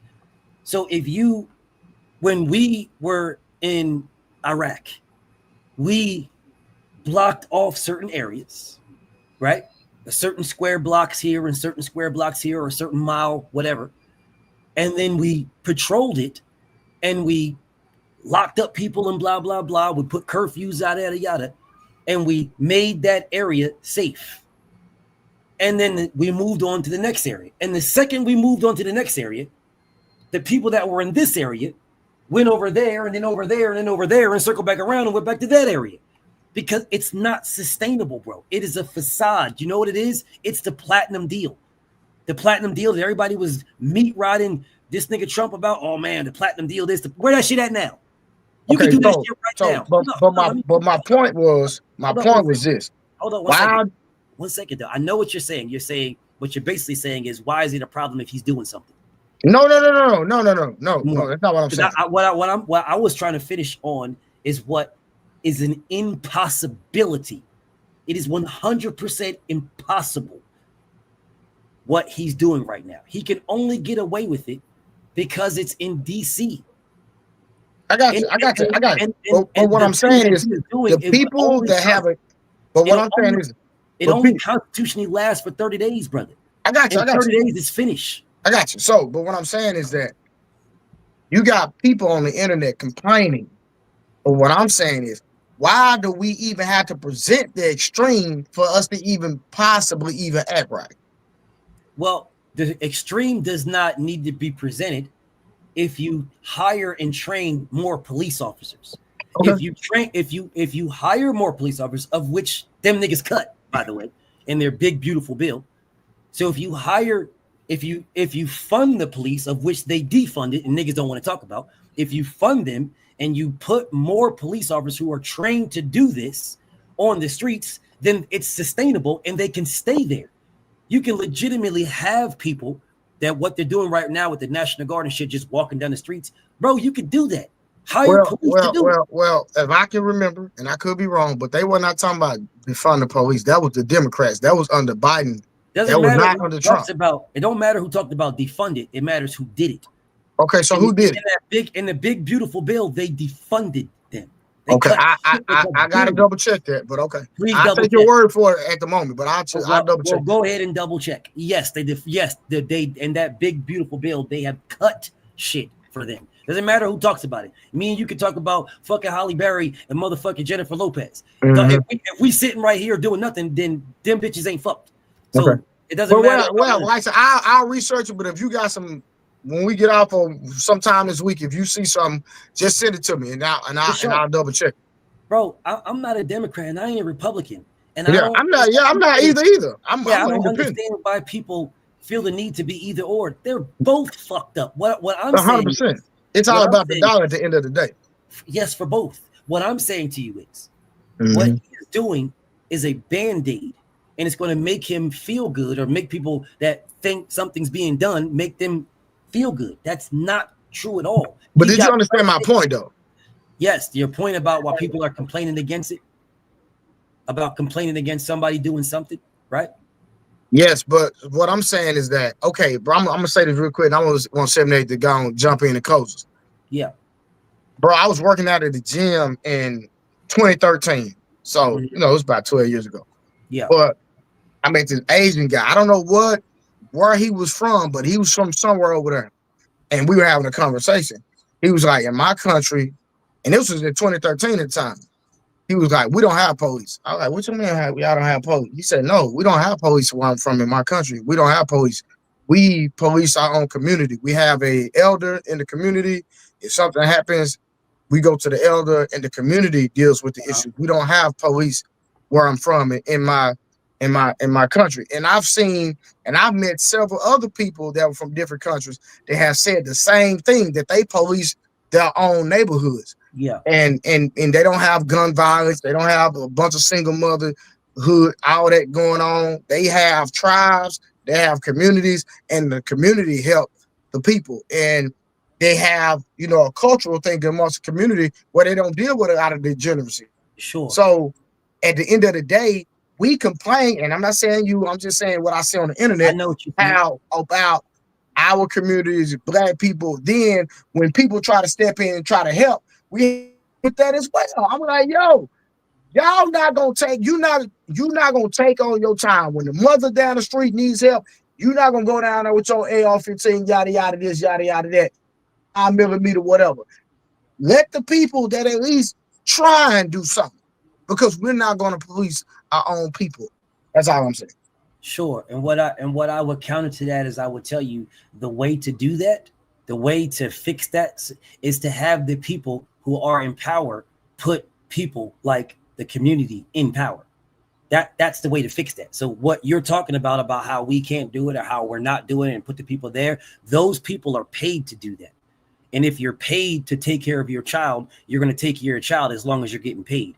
But if you love your child and want to take care of your child, you're going to take care of your child because you love your child, whether you get paid or not. True. What I'm saying is, if who people are in charge right now are wanting to fix something in some type of capacity, shape, or form, then go talk to the niggas in the hood. Instead of policing the niggas in the hood, give the niggas in the hood positions of authority to take care of the other niggas in the hood. Do that. You don't gotta walk down my streets with AR-15s. No, put the niggas that live in those streets. Yes, let me go talk to y'all. Hey, look, I'm in charge. I'm the district whatever. I'm the police guy here, whatever. We don't live here. You call us for us to come here and help you. So let us help you. But in order for us to help you, you got to run this shit. You run it. So we're empowering you. You're the OG. You're the nigga that runs this. You're the big dude here. You're the big dude here. That's how you remove the motherfuckers that are doing this and doing that and doing this and doing that, because you are empowering. We used to do this. We did this in Iraq, bro. We did this in Iraq. We know we could not police. We did it in Afghanistan too. In my 5 deployments, we can't police them. It's not enough of us. But what we can do is we can empower you guys that live there, and we can come. We'll be on your call. We're not coming if you don't call us, because you take care of it. We're empowering you. And if we can do this in Iraq and Afghanistan, then we should be able to do it in America. And it should be very easy because we have police and not just the military. We have police. So this is what I do. I say, Blue, you in this community right here, you really that guy, bro. You really that guy. You know what I'm saying? So what we're going to do is we're going to make it so that people come to you. Yeah, you ain't got to worry about nothing. We are police. We're your protection, right? We're your protection. Yeah. You build your community. You build your community, brother. These niggas is going to listen to you. They ain't going to listen to me. I'm a white man. They're going to look at me and come at me, and they're going to have some disdain, right? There's going to be some pushback. And nowadays with niggas going to be like, they rather rock with the white man over the black man anyway. But if we can build what you talking about in DC, if these National Guard have town halls and stuff like that, where we have a town hall and so you guys have these problems. You have these problems with trash, with prostitution, with drugs, with robberies and murders, and you have all these things. If you got that, all right, cool. Y'all know this. You motherfuckers have this. You have this code where you don't want to snitch on niggas. So don't snitch. Police yourselves. If you need us, call us. We will come for you, Blue. What that does is it builds authority in you. So now the community is now listening to you. Now it's up to you to not abuse your authority, because I'm not abusing it. I'm the police. I'm only showing up when Blue calls me, because I'm leaving this community for Blue and the people that live in the community to police this community. And when you have a problem, I'm coming there to solve it, to help you, to enforce it, to put the will behind you so that you can stand there like this and say, no, that's wrong. Do this. That's wrong. Come on, man. Y'all know that's wrong. The best policing is the policing from our brother Blue to the community that you live in. That's the best policing, because you ain't going to bust in nobody's house and do no dumbass shit or unalive a motherfucker because you don't know what's going on or you're a racist or whatever the case may be. No, y'all might have arguments or whatever the case may be, but that's how y'all build your community. That is not what they're doing. What they're doing is called a Band-Aid, and it's not even you're putting a Band-Aid on an amputated leg. That will never work. Never. What I said will work, but what I said requires time, effort, and money that we have, but we choose to not use. That's true. And that's the problem. Because if we can sit here and we can say, we can't have universal health care because how are we going to pay for it? Is the dumbest shit I've ever heard in my life. We have every fucking dollar to pay for anything that we want in America. Every dollar. Right. Do you guys realize that we send 100%? Do you realize we send I want to say $4 billion a year to Israel, and they have universal health care on our dime? They have free free education. They don't pay for college. On us, we pay for that. Facts. Wow. Yes, facts. They pay. Wow. They have no. And we sit here and we talk about people can't pay for healthcare and people can't pay for education, and then we give them $4 billion a year. I want to say it's more than that, but I know it's nah. You're right, because last time I heard yesterday it was like 3.9 billion, but a year, right, for no reason. We just give it.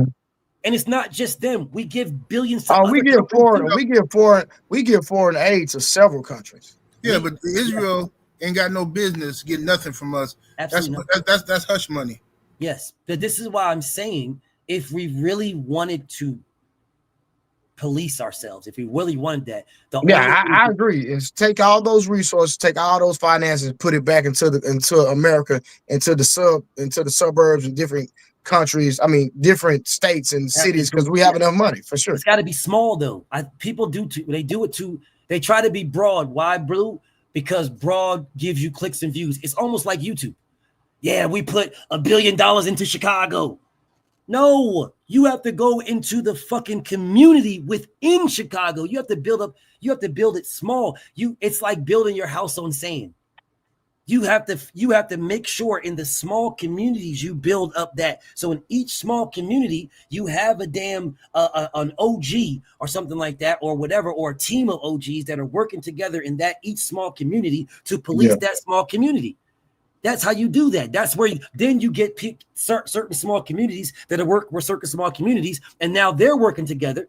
And then you get others that are working together. So then your town halls is full of just OGs that run these certain small communities, and not cackling motherfuckers that just want to sit in there and yell at a motherfucker. No, there's motherfuckers in there that know the full things that are going on in each individual small communities. And I can articulate this shit to the people who can give me the funds to make this shit happen. Then we can get these fucking little rinky-dink areas fixed up in certain places to get a store in that community and have somebody that runs that store. And then my little community, now I'm giving these little motherfuckers jobs, right? Now you got a job, you sweeping the floors, you stocking the shelves, you whatever the case may be. Now I got these things in these small communities, which then, and as each individual small community builds up, it's a puzzle getting put together until the entire Chicago now does not have that. And we can do that everywhere. Motherfuckers just don't want to do it because it's not sexy, Blue. That shit ain't sexy, bro. You don't get all the clicks and views on that shit, bro. You get the clicks and views from saying we put 15,000 fucking soldiers in DC. Yeah, well, you put the Band-Aid on a cut off leg, and the second that Band-Aid peels off, the leg still bleeds out. For sure. That's the problem. Let me read the super chat. Shout out to the sister Cameron Fields in the building with the 5-piece. Appreciate you, Queen. She said, salute 78. Awesome show and content, family. Peace and blessings to you. Thank you, sister. All right. Before we close out, my opinion, I hear what both y'all saying, and I have a slightly different viewpoint. I think that I do believe that what Trump is doing is throwing some meat to his base. Because of this Epstein stuff, he's been searching for some type of distraction, and he knows how to rally his base back up. Always, feed them some nigga flesh, some dark meat. But I don't care. I don't care nothing about these dumb niggas. I'm gonna tell you why. All these tough guys, all these rah-rah, quick to pull up on another black person, putting your gun out, ready to run up in somebody's house, acting a fool on everybody. Then as soon as some white folks show up, now you're on your best fucking behavior. Fuck you, niggas. Yep. I ain't got. True. Man, hell no. Why it take some white folks to get you to act like you got some sense? Like you a slave or something. Right. That's disgusting, bro. That's embarrassing that you need an overseer to make you act like you a human being. You know, it's I was telling this one cat I was locked up with. Now this dude, I knew him from the streets, totally uncontrollable, wild, didn't care about nobody or nothing. Then we get locked up. He was in there before me. So when I come up in there, I see him. I'm like, oh, what's up, bro? We get talking and stuff. So he's still talking the same shit in the day room. But when them guards come, hey, cell such and such, hypothetically, like cell 16, hey, lock up, lock in. I ain't even do nothing, no. But I ain't do nothing. What I do? Lock in. You too loud in the day room. Man, this fucked up, man. Y'all always doing me dirty. I said, hold up. Bro, I seen you murder unalive people on the street. How you gonna let this white boy who about 27 tell you to go lay down and that's all it takes? He ain't even got no gun. Facts. He got a stick, bro. Facts. Oh my, bro. Whatever, man. So we got a slave mentality. Not us. I'm talking about our people. Yep. It's like we got a slave mentality to where all of a sudden. So now, okay, so that's why I don't care. All right, Trump go into the neighborhoods and whatever, he sends some troops in. I don't give a shit, bro. First of all, I'm out the way now. I ain't even outside no more. You know what I'm saying? If y'all still out there doing some dumb shit, then let's see it get funky then. When they pull up, let's see. Y'all got choppers. Y'all got M16s and shit. AR-15. What y'all gonna do with them? And see, that's what I'm saying, 78. We'll use them on our own people, but then tie them when these people come around. Facts. That's what we do, bro. It don't make sense to me. It makes sense to me. It does make sense to me, bro. It's a mentality that's ingrained, and that mentality is ingrained came from the overseer, and it's been ingrained and it's been ran into us. That's why one overseer, one white man, was overseeing 500-600 niggas in the field on a horse with a whip. And they do the same thing in jail, man. And they do the exact same thing, bro. So it's a mentality that's ingrained, and it just gets passed down. It just gets passed down, bro. And as long as it gets passed down, it'll stay that way. And then when they have brothers that don't have that mentality or break it, then all of a sudden now you're the enemy of the state. Now the Black Panthers is the worst thing that ever happened, and we got to put the FBI against them to get them out because they're. Yeah, because you're not in the mindset. These niggas, and that's what they are. They're easily controlled, bro. Easily. You put the ball fucking what's the name on the streets. You put the National Guard on the streets. Man, these motherfuckers first off, you guys don't know what the National Guard looks like. That's first off. The National Guard, what they show you on TV is they show you the fit ones, a couple of buff guys. Man, them niggas is fat as fuck. Them niggas look like me. I see them. Bro, the National Guard, Blue. If you saw the National Guard, you would say, "What the fuck, man? I wish one of you niggas would say something to me. I'll beat the shit out of like at least 5 of y'all. I promise you, Blue. I promise you. Yeah. I promise you. Now, I'm not even bullshitting. I promise you. It just sounds good because the name National Guard. It sounds good, man, bro. These motherfuckers is slobs. Their uniforms they don't fit because they're big and fat and sloppy. These motherfuckers is little tiny girls, bro. Nigga, bro. Blue, I promise you, if let's say they put him in Dallas, right? If they just put the National Guard and have him walk in the street. Hey, hold that thought real quick. Hey, y'all, we're gonna stay on for another 30 minutes, man. So Hold on, I can't do it. That I gotta get my son ready for bed. Okay, brother. I know you let me just say this one point, and if you want to keep cooking, General, I'll keep cooking. But let me get Blue this one point, brother. I promise you, for what you do and what I've seen you do myself, I will tell you right now, not even 1% of the entire National Guard could work out one session. Yeah, and I will put any amount of money. I will, bro. Anything you want to bet me, anything that not the entire National Guard in all 50 states and Puerto Rico, because they have their own National Guard. Not even 1% of them of the entire could work out with you in one session. Yeah, and I will bet you anything. If you saw them, you'll be like, man, what the fuck they gonna do? What are they gonna do? What you want to chase somebody down? You'll have a heart attack in 10 steps. But BF, as long as they're white, they're deterrent. Yes, and that's their deterrent. Now that's what's up. I gotta give my son ready for bed, bro. All right, bro. I'm gonna stay for about another 30. Okay then. If I get him in the bed before then, I'll tap back in. Okay, good, brother. Okay, bro. Salute to my brother Blue, man. Salute. All right, family. Young Abel, what it do, Abel? Hey, what's happening, brothers? How y'all doing? Oh, chilling, man. What's your thoughts on what we cooking on, bro? Well, here's the thing, though, bro. I was hoping that Blu-ray would stick around for a little bit longer, but that's okay. But see, I wanted to correct him on several things because what Trump is trying to do, he's trying to create an ultimate police force with the military. And basically, and this is what True will pretty much put in the chat, and I'm going to make sure I get this right because he posted something in there that actually fits in the context of what you guys were cooking about. It's called the Paternity Act of 1878. You ever heard of that, BFTB? Yes.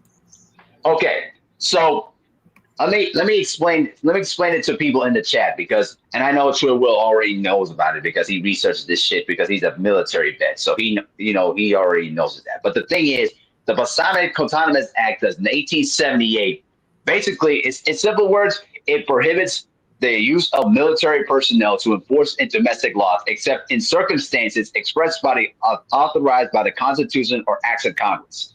This law in particular creates a separation between the military and domestic civilian law enforcement to protect individual liberties and protect military overreach into civilian affairs. Now, the reason why this is important in this context is because what Donald Trump is trying to do, he's trying to use the military as basically the ultimate police force. That's what he's trying to do.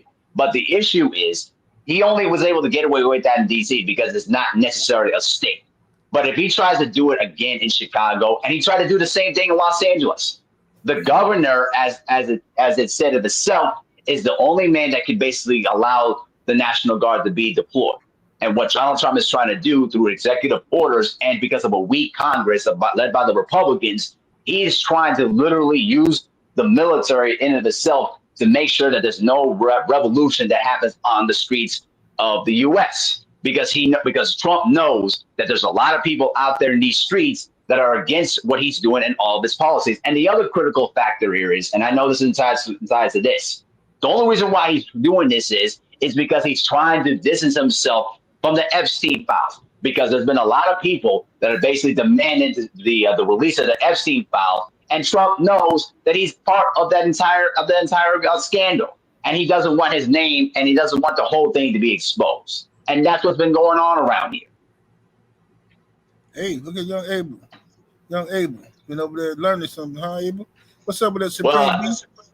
Yeah. Basically, I've been me and True Will been basically researching together about a lot of this stuff that been going on. But basically, in other words, Donald Trump wants to create an ultimate police force. But what's going to happen, and let me say this real clear, and this is my personal prediction. I believe that down the line, this is the last straw of the old oligarchs, of the old white supremacists that have been controlling the United States government for a long time. Because when this is all said and done, there's going to be new people, hopefully in the near future, that's going to make sure that this stuff doesn't happen again.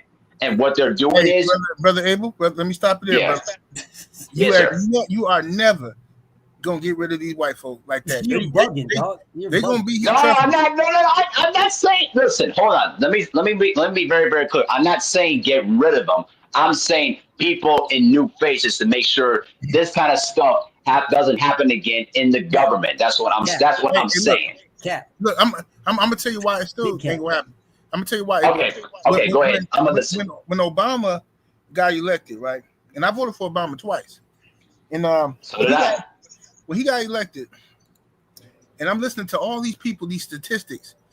Oh, the country's gonna be minority in such and such year, and it's over for these white folks. I'm reading this. I'm like, let's party, baby. And we got Obama won twice, and then here comes this motherfucking Trump, and it's a vengeance. I'm talking about a vengeance of white supremacists, and I'm talking about, man, dang, these is old school peckerwoods here. This ain't none of that. Well, yes, race. They coming back with a vengeance, brother.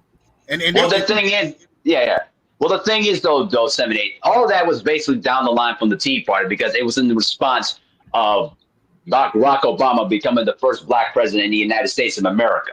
That's what it was about. That's why the MAGA movement was born from the Tea Party back in the early 2010s, which basically transcended to what you see today. But now it's gone into overdrive because what Donald Trump is trying to do, he is trying to target the less educated people, the less, people that don't even know how to read and write. I even read a statistic earlier today that 70% of Americans are illiterate. They don't even know how to read and write, and a lot of them can't even read past an 8th grade level. Well, this is intentional. That's the rednecks. The rednecks, though, them they always been like that, and they ain't going to learn. Oh, yeah, absolutely. Let me go to Brother Jerry Green. What's up, brother? What up, General? What up, BFTB? What's up with you, bro? Chilling, bro. Ain't nothing, man. What's hey, man, y'all was cooking. Oh, yeah. Good, appreciate it, bro. Well, what topic you want to cook on, bro? No, when y'all was talking about, like, that topic when it was regarding the brother finding out that that child isn't his. Okay, let me refresh everybody's memory. Y'all need to leave, bro. Y'all need to leave, bro. Don't talk to your sister like that. But don't talk to my 6 years. Don't talk to my sister like that. Man, hey, bro. Hey, y'all. I'm talking to you. I'm just saying, though. This ain't got nothing to do with her. This ain't got nothing to do with her. Don't do her like that. She been asking about you. She missed you. She miss you. She been asking about her daddy. Just calm down. Hey, baby, hold on. Baby, y'all good? Yes. Hold on. Hold on, John, come here. You think you can just talk to my sister in that type of way? No. Just talk to her. Don't take it out on that baby. Whatever y'all got going on, that's between me and you. But don't put them churn in it. How you think I feel? I told you I was sorry. I told you I was sorry. Mistakes happened. But this ain't got nothing to do with her. This is between me and you. That's whatever. I'm gonna let you cook on it, bro. Go ahead, Jerry Green. Well, first of all, what had me pissed is why is his family having the girl back when at this point, since like BFTB touched on, at this point that girl and that baby is a stranger. Facts. So why are you even on my property? I bullshit you not. I promise you. My mama and my daddy would have told that heifer to get off the property. Man, my sister would have beat her up, dog. I'm telling you, bro. I'm telling you. So my heart goes out to that brother that there's no united front in that family on his behalf, and that was so messed up, man. That had me hot. Hey, my man. Let me say this real quick though, because I actually had a similar situation that happened in my family about it. I think it was around when I was around 15 or 16. So anyway, my aunt at the time basically got married at a young age to some dude, whatever, and they conceived a child, right? But things weren't working out, and then basically they wanted to separate. But this is the messed up part. So she basically, took the kid custody, and then he's basically trying, and then the father at the time was kind of like, hey man, I'm trying to, see my son and all that. And she was trying to go to school at the time. And she said, well, I'm still in school at the time. But my family at the time was trying to figure out a way. Hey, listen, we can still let him see the kid, so why you still go to school and all, to try to make things work. But either way, she wasn't cooperating and all that other nonsense. And then he basically was going crazy because he wasn't able to see his kid. And he ended up, taking his own life because he wasn't able to see his kid. So I've seen these kind of situations like that before in my family bloodline, in a sense. Because thing is, though, bro, like when these women, man, when they come around here and try to like take away the kid or whatever, and then the worst part was in the video that was revealed that the kid wasn't his. Man, I'm leaving that bitch hanging out to dry. Fuck that. You know what I'm saying? I will never ever take care of another woman's kid. That's one of the reasons why when I go out and try to see, who's a beautiful woman I could date, and then I see that the woman has a child on her side, I'm like, I'm staying away from that. Because that speaks red flags right there. Young Supreme Beast, Box Talk, Cadillac Red. What's happening, bro? Well, what's up with What it? up, Red? What's happening with it? What's happening with it, fellas, man? How y'all doing? What's up with you? What's up, Red? Oh, yeah, I'm Ain't over nothing, here man. hyped. Did you see that? Talking to Sergeant Major, bro. I'm hyped. Oh yeah. Yeah, I'm hyped talking to Sergeant Major, dog. I'm on the comments. Sergeant Major. My daddy was a Sergeant Major before he retired. Hey, Supreme, what you think of that last story? Oh boy, find out his baby he been raising, his youngest baby, 6 years, ain't his, and so he, I guess, by his people house, he like, man, I ain't got time for this. He want to take a step back from everybody, but the family and his baby mama, whatever, ex-girl, she bring the kids to the house, and she got her brother, they all pressuring him like, don't take it out on the kids. I think that's foul. I think you got to give this man time to process what the fuck just happened. You know what I'm saying? So, she been calling you. She been looking for her daddy. Bitch, that's foul as hell. Why you still playing games with this baby? She been looking for her daddy. You still looking for her daddy, bitch? What you talking about? Anyway, what you thought about that, Red?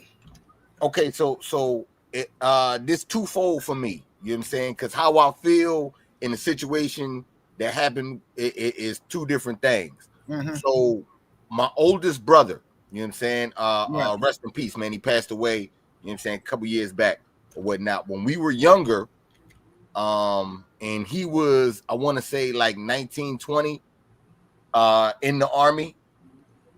A chick he was messing with, you know what I'm saying, had a baby. Now the baby got to around 8 years old. And my brother was about to leave to go. He was out the Army and he had a overseas job. He moved to the Philippines. He found out that the baby wasn't his. After like 8 years of raising her, like she didn't came around birthdays and all that, because he was trying to be a good father. He finds out the baby not his. He's hurt, right? But he decided, you know what? I've been raising her this whole time. Fuck you, bitch. You know what I'm saying? I'm not gonna leave the child behind. And Right. he didn't raise her like his daughter anymore, but he still took care of her. You know what I'm saying? Whenever she was like hurt and fucked up in the game, he made sure he, you know what I'm saying, took care of her. She was straight. He didn't do all the daddy shit, but he definitely looked after. In parts of him doing that, my dad looked after her. You know what I'm saying? And she wound up having the baby, and my dad and them, you know what I'm saying, looked after the baby too. You know what I'm saying? What would be my brother's, you know what I'm saying, grandkid or whatnot once she got older. And my brother passed away and all that. You know what I'm saying? So, but they not really grandparents to her like how they are to my kids. Right. You know what I'm saying? But they still looked out for her. The mama, not so much. You know what I'm saying? So I've seen that situation. But I would like to say, even though I'm the youngest and all this was older than me, I would like to say that my family followed my brother's lead. Right. You know what I'm saying? I didn't see, at least to me, I didn't see any type of pressure of, you need to still do this. You need to, you know what I'm saying? My brother was hurt. The family was hurt. My brother said, you know what I'm saying, I'm going to still look after you. The family said, all right, we still going to look after you. So that's what it was a united front. Yeah. Yeah. I mean, I'm not even going to necessarily say united front. The family just seemed, because it could be different. You know what I'm saying? Like I said, I was younger. I'm the youngest. So, but it seemed like the family followed his lead. You know what I'm saying? That's cool. You know what I'm saying? So I would say that now. If that was me, this is all about this child. You know what I'm saying? You made it about this child and you filed. And like 7 8 said, you looking for this nigga daddy. Don't try to say that that's my baby. Look, I'm sorry, little child. You know what I'm saying? I'm sorry. What your mother did to you is by far worse than what she's done to me. But this is something that y'all gotta figure out, y'all gotta deal with. You know what I'm saying? What you want me to do? What you want me to to do about that? I can't, you know what I'm saying? I can't even legally do anything now. Even if I wanted to, what I'm gonna do? Have you around until your mama get mad at me for something, for having a new bitch, and then take you away for good? Is when your mama say that you ready to go for good, and she the one that put this whole situation together? Hell no. Facts. Hell no. You know what I'm saying? Absolutely. At some point, the responsibility got to come, you know what I'm saying, on the person that made the mistake. What is your atonement for the mistake? Just, I'm sorry? Because I can punch you in your face right now and say, I'm sorry, if that's what we doing. Mm-hmm. You know what I'm saying? And that's what pissed me off, Red. Like it's like the family in that video didn't even get a chance to let the brother vent. You know what I mean? He hurt right now. What the female did was wrong. Let him vent, and they automatically take the female side. Yeah, that's what I'm saying. Give him a chance to miss the baby. Give him a chance to process what happened, and let him figure out what he's gonna do. But to pressure him, see, I had a homeboy. I didn't really want to tell his story because I know he be watching my videos, and I don't want him feeling no type of way. But I ain't gonna say too much. I had a homeboy who went through something similar to this. He raised the baby. Hold on, let me get this. Joe Townsend. Let's see here. What's up, Joe? You in there? Yo, what's good with the family? What's cracking, yo? Chilling, man. Big Joe, what up? But yeah, they so my homeboy, he raised a baby. You know what I'm saying? He was with this woman. He loved her to death. He good dude, man, good dude. And so he already knew she had an older child that wasn't his. So she had the older child when he met her, and he accepted that responsibility when he got with her. That she got a baby. He didn't treat the baby no different. He raised the baby like she his. So a few years later, she get pregnant. He thinking that's his baby. Of course, he raised that baby up, and then find out the baby ain't his due to a health condition that the baby got. And they end up having to go to the doctor. Blah blah blah. He found out the baby wasn't his. He was just distraught. He was like couldn't talk to him. So now the two kids he raising ain't his. Right? The woman apologized. I'm sorry. You know, she on her knees begging. You know, I do this and I do that. Ain't really nothing you can do. You know what I'm saying? You can get a nigga head all day long and ain't gonna be. That's never gonna solve this problem. You know what I'm saying? So, but he left. He moved. I think he left for about 6 months. And what she did was this: how she got him back. She called him. Well, she had the babies call him, and the babies called him, Dad, we miss you, you know, and Mom told us what happened, and you're still our dad, and we don't care about that. You're our dad. He cried, went right back over to the bitch. You know what happened 2 years later? No, excuse me, 5 years later, she left him. 5 years later. So he could have moved on with his life. He'd wasted 5 years plus the other years. Crazy. Yeah, bro, that's what they do though. That's what I'm saying. Once you find out it ain't your baby, you pretty much in an assed out position. Because like BFTB was saying earlier, the woman can just take the fucking kids and leave if she find a better option for herself. You know what I'm saying? Or she think it's a better option. And then you assed out. And then now you still you got this weird relationship with the kids because now the kids is grown. They out here shaking and moving, they got jobs and shit. And they still calling you for stuff like you they daddy. Oh, hey, you know, can you help with this and that? I need some new shoes, or I need some gas money. And then you gonna have one part of you like, man, fuck that. Oh yeah, fuck you and your mama. That's what you're gonna be thinking. But then you ain't gonna verbalize it because you really do love the kids. So that's why I would advise all brothers to get a DNA test. You know, my son tried to tell me some dumb shit one time when my grandson was born. And my son told me, I said, son, you get a DNA test? Oh no, Pop, she ain't like that. I said, boy, don't you ever tell me what a bitch do? Don't you ever in your life tell me what a bitch do? You don't know the half of bitch do. But go ahead though, Joe. What's your take? Oh, go ahead. No, I was Yeah. my bad, Joe. I was No, go ahead, Red. this could happen. This could happen like worse than just she up and take the kids, because some men say that this is mine, and I'll still shoulder that responsibility. Then she leave, and you left with the responsibility legally. Oh yeah, child support of another man's baby. You know Asked up. So those things happen too. So like you, it's always quick story. It's a story that I heard about a guy. He had 2 kids with a lady. He had his daughter, and then he had the son. Come to find out that his son not his. Mm-hmm. You know what I'm saying? Now the son was like, 12, but now he about to graduate from high school. He been reaching out to his daddy, his real daddy, connected with his real daddy. After the dude raised him for 12 years, the daddy came around because he searched for him for 2. The daddy came around for like the last couple years. You know what I'm saying? Last 4 years, he get invited to the graduation. The original daddy, who he thought he was, don't. He don't even. He stopped getting in contact with the nigga. You know what I'm saying? Now the dude, he was hurt because that was his son. He thought it was his son, but he got over it. Got with a new woman. The new woman had a baby, had his real son. You know what I'm saying? You know what this happened to this boy? He was with his real daddy. His real daddy got with a woman. His woman said, "It's me and you. Fuck your son." He said, "Sorry, son, you're on your own," and left. Not a son trying to reconnect with his first daddy or the one that he thought was his daddy. You know what I'm saying?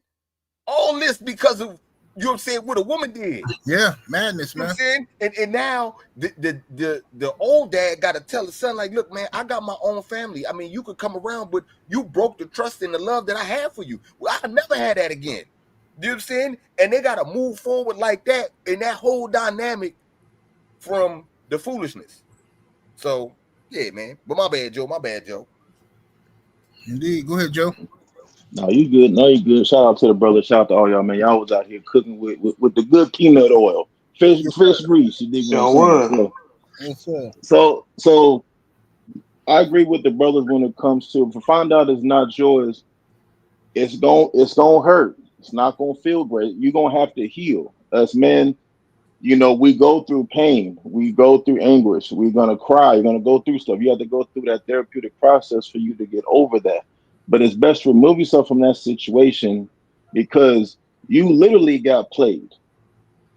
You literally got played, found out it wasn't your child, whether it was 2 years, 4 years, 10 years, whatever. You found out it wasn't your child. Even though you have a connection, it's not your child. The lady that you was with the whole time played you. So if you pretty much just say, you know what, I still love it, it's all good, you're pretty much, that's what she's banking on. She's looking at you as a sucker. She's banking on you, on your weakness to, ain't no different to, just, here, help me. This is my child. Please help me. It's no different than that. So they're banking on you having a soft spot. You know what? I love this kid. Regardless, I'm going to be here.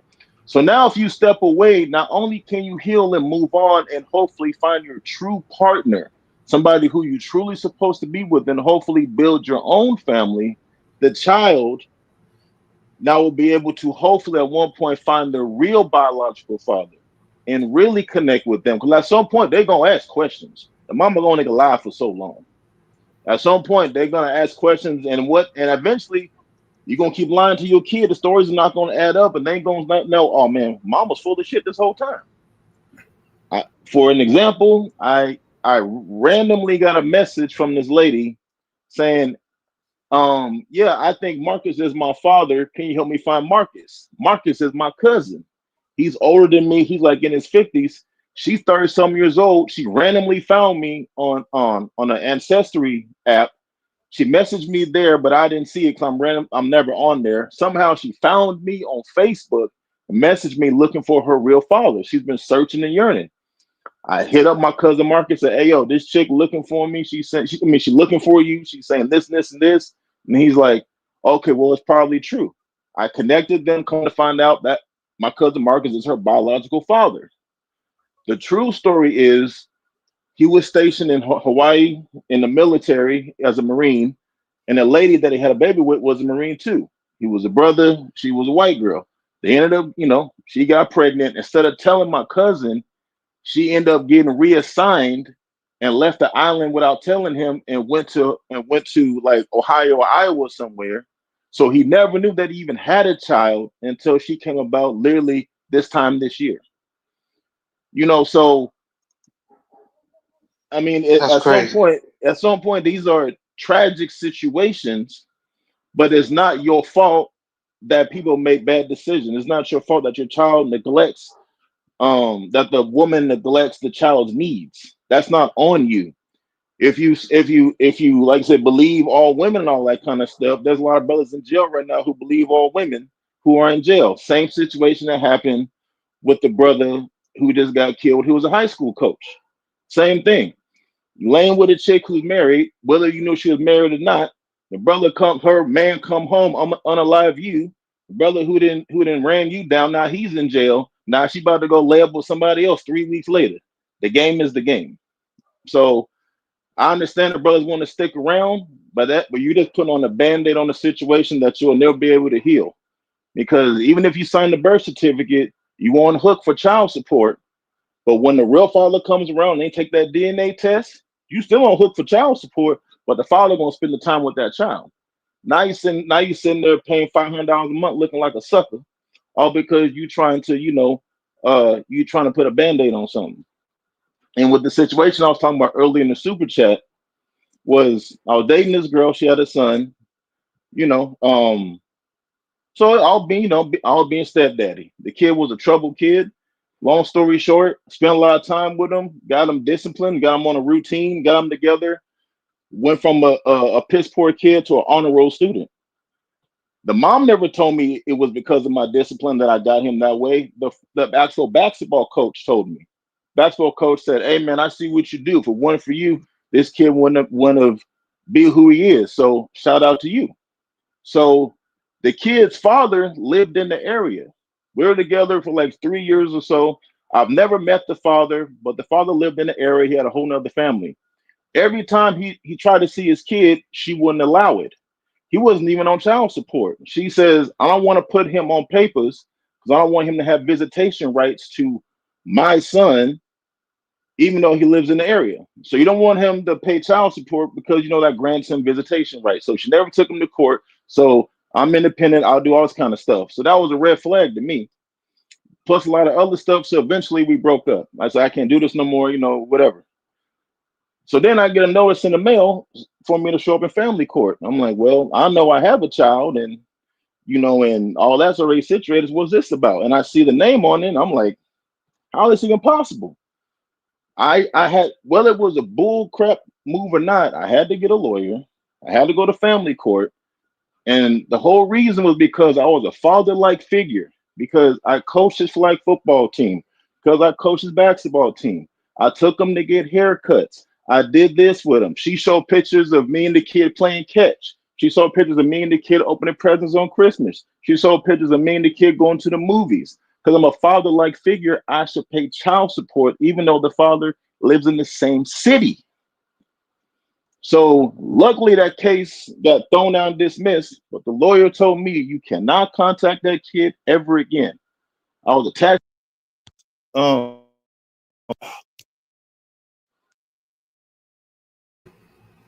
Good, bro? You cut out, Big Joe.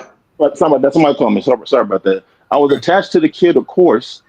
But the lawyer said for your own safety and for your own benefit, you need to stay away from the kid. So, and then she tried to gaslight me. "Oh, you ain't gonna be around him no more." All that kind of stuff. I had to block him and back away. It pained me to do that, but it allowed me to move on and allowed me to find somebody better. And hopefully in that situation, that allows him to hopefully the kid reconnect with his real father who lives in the same city. So I commend anybody, who wants to take on another man's responsibility. I'm not saying you shouldn't do that. There's positives and there's negatives for that. My father, I have a half brother. My father raised my half brother like he was his own son, raised him since he was 2 or 3 years old. That treated him actually better than my other brother, who's my real brother, because he wanted him to feel the love of actually having a father, even though his father was never there. Only for when my half brother got older, he would cuss my dad out, You ain't shit. You ain't my real father. You ain't this. You ain't that. Cussed him out like a dog to the point where me and him ain't cool. If I see him, it's on sight. But my dad took on the mantle as being his father only for him to get shitted on. Most brothers have that story. Some don't. But, however you want to play it, you have to deal with the consequences and the positives. And that's what I was talking about right there. Yeah. Like, that is a gamble, and you're playing with your life, bro. And I don't know if I really want to play that game. I don't know if I want to play that game, dog. Like, I don't know if I want to play that game. If I'm going to deal with a woman who has a kid, and I've done this before, right? Listen, I know I'm not your pop, and you know I'm not your pop. I will rock out with you as much as I can. There's going to be a natural relationship that builds, and I'm cool with bro right now to this day. You know what I'm saying? And bro he still called me pop and everything. You know what I'm saying? He called me pops. So, you know what I mean? It is what it is. But like, we both know what's up. We know what's up. It's not like he was mine from birth and I didn't know, you know what I'm saying? And it's a whole different dichotomy when you don't know, when you believe that that's yours from birth. There's a whole different feel, there's a whole different vibe, there's a whole different everything. And I'm just like, nah, dog, like, I can't do it, bro. Like, if I would have found it out that, nah, bro, nah, as bad as that is, bro, I couldn't do it because the risk from that. Yeah, the risk of, I'm gonna tell you what the risk is. This is what they do, right? Or with men, because they always think we ain't got no feelings and we supposed to be tough and emotionless and shit. But this what the risk is for somebody like myself. If I were to raise some kids that wasn't mine, you love the kids, you find out the kids ain't yours, okay? Then you do some extra sucker shit. You like, you know what? Fuck it, I'm gonna stay with the kids because I'm still your daddy. Blah blah blah. If them kids grow up and shit on me, bro, you just wasted your whole life. The whole life is like, what the fuck were you doing? Like, bro, that's crash out time, and then you're gonna be just another nigga. Everybody on YouTube talking about, look at this dumbass nigga. Nigga that killed everybody. This is a stupid nigga. Oh, weak ass nigga that killed everybody. But you don't know that nigga pain. You don't know what the fuck. You don't know what he went through. So you gotta it could not be like you said in that whole situation, OG. It could be everything could go great afterwards. You know what I'm saying? The lady say she's sorry, the husband forgives, and they move forward. The child don't know, everything good, and then the raggedy ass auntie or uncle, that ain't your daddy. Oh yeah, they do that. Mm-hmm. You know that ain't your daddy. Members, yeah. You know what I'm saying? And then the can of worms are open. You know what I'm saying? Now the scar is torn open from the, and then like you say, he could flip out. You don't know what happened after that. You know what I'm saying? And everyone like to say, think about the child. Think about the child. And now the child got a can of worms open and don't know who the hell that they are. Right. See, right there, bro. I see right there, man. This is one of the reasons why I would never, ever, ever date a single mother. Ever in my fucking life. Because I don't want to deal with, the trauma, the drama, the bullshit. Kind of like similar to what BFTV talked about. Bro, if I had to deal with that, I would murk somebody or even murk myself because it's just ridiculous. Like, you're putting unnecessary stress on your mind and your body. For what? For a woman that don't give a fuck about you, that could pretty much use you for money? Man, fuck out of here. Listen, I'd rather date with I'd rather find a woman with no kids that's clean, literally, and then make my own family from there. I will never ever date a single mother ever in my motherfucking life. Can't do it. I'm cool with that. I'm cool with that, right? Because I'm cool. Like it's that is not something that I would rule out, dating a single mother. What I would rule out is not knowing that the baby is mine. That's and right. Keeping the baby. Like, to me, there's a difference to me. Like I'm coming into the situation. Yeah, I'm coming into the situation knowing what's up. I know I know that's not my baby. Like I know what I'm coming in this situation with. That's all. To me, that's a whole different dichotomy. It's a whole different story than, you know what I'm saying? You think a motherfucker's yours and find out years later that it's not yours. And that to me is the problem for me. It's like now I done lost everything because now I don't. And what's difficult about the situation is, yo, you can end up taking this out on the baby, bro. It's not the child's fault. You know what I'm saying? And the next thing you know, now you it's like, nah, bro, like, nah, I can't do that, dog. Like if I think this baby is mine and I find out that the baby is not mine, bro, I can't stay there. Like I can't stay there, bro. Even the attempt of staying there, bro, you're putting yourself in such a detrimental situation because you have no say, bro. You're putting yourself in a situation where you, as the man, you're supposed to have some type of say in something, but you have no say, and you know you have no say, and you're still staying there. It just seemed kind of dumb to me, dog. It is. Right. It takes a certain level of awareness and maturity to, or dumbness. You gotta, it's a tough decision, but it's a decision that got to be made because most men, to protect their heart and to keep from crashing out, they say, I see it all the time. You ever watch that show, not Divorce Court, Paternity Court? Yeah. I've seen that. Bro, you watch that show all over YouTube. All you're going to see, time after time, dude find out the baby ain't his, and he sit there, I don't care what nobody say. I'm still going to stay there and take care of my baby. I'm like, bro, what, nigga, why? Yeah. Why? That's right. Well, even the more important question that I be having when people say that is what happens when you have your real baby? Right. You know what I'm saying? When you have the child that is yours, does all that shit go out the window? You know what I'm saying? Because you can't tell me that. Well, I mean, you know, I don't know. You know what I'm saying? That's when I think you find out what it's really about, in my opinion. Mm-hmm. Yeah. It can get tricky, man. She can get tricky. But this was a good cook. You know? Yeah, this was a good cook tonight. Hey, listen, Will Sinclair. I do not sound like the dude from Fresh and Fit, man. Don't put me in that same category with Will Sinclair. What's the matter with you, bro? He said you ever sound like the Myron dude. That's what he put me as, bro. Like, no, I do not. No, fuck Myron, bro. Fuck him, bro. Don't ever put me. Do not ever put me as Myron ever in your goddamn life. I can deal with a lot. But Myron, hell no. Hey, you ever put me in that same category, bro? I swear to God. You know, dude gotta be a whole ass dude if able to say and fuck this nigga. But yeah, dude, Myron's a bitch ass ninja. Fuck that dude, bro. All right, man. Hey, man. But look, man, it's a good cook. We're gonna end it out. I'm gonna thank y'all so much. Shout out to my brother. Yes, sir. Appreciate you, bro. For coming through. My brother Jared Green, Young Abel, my brother Supreme Beast Boxing Talk, and my brother Blu-ray and Big Joe Townsend.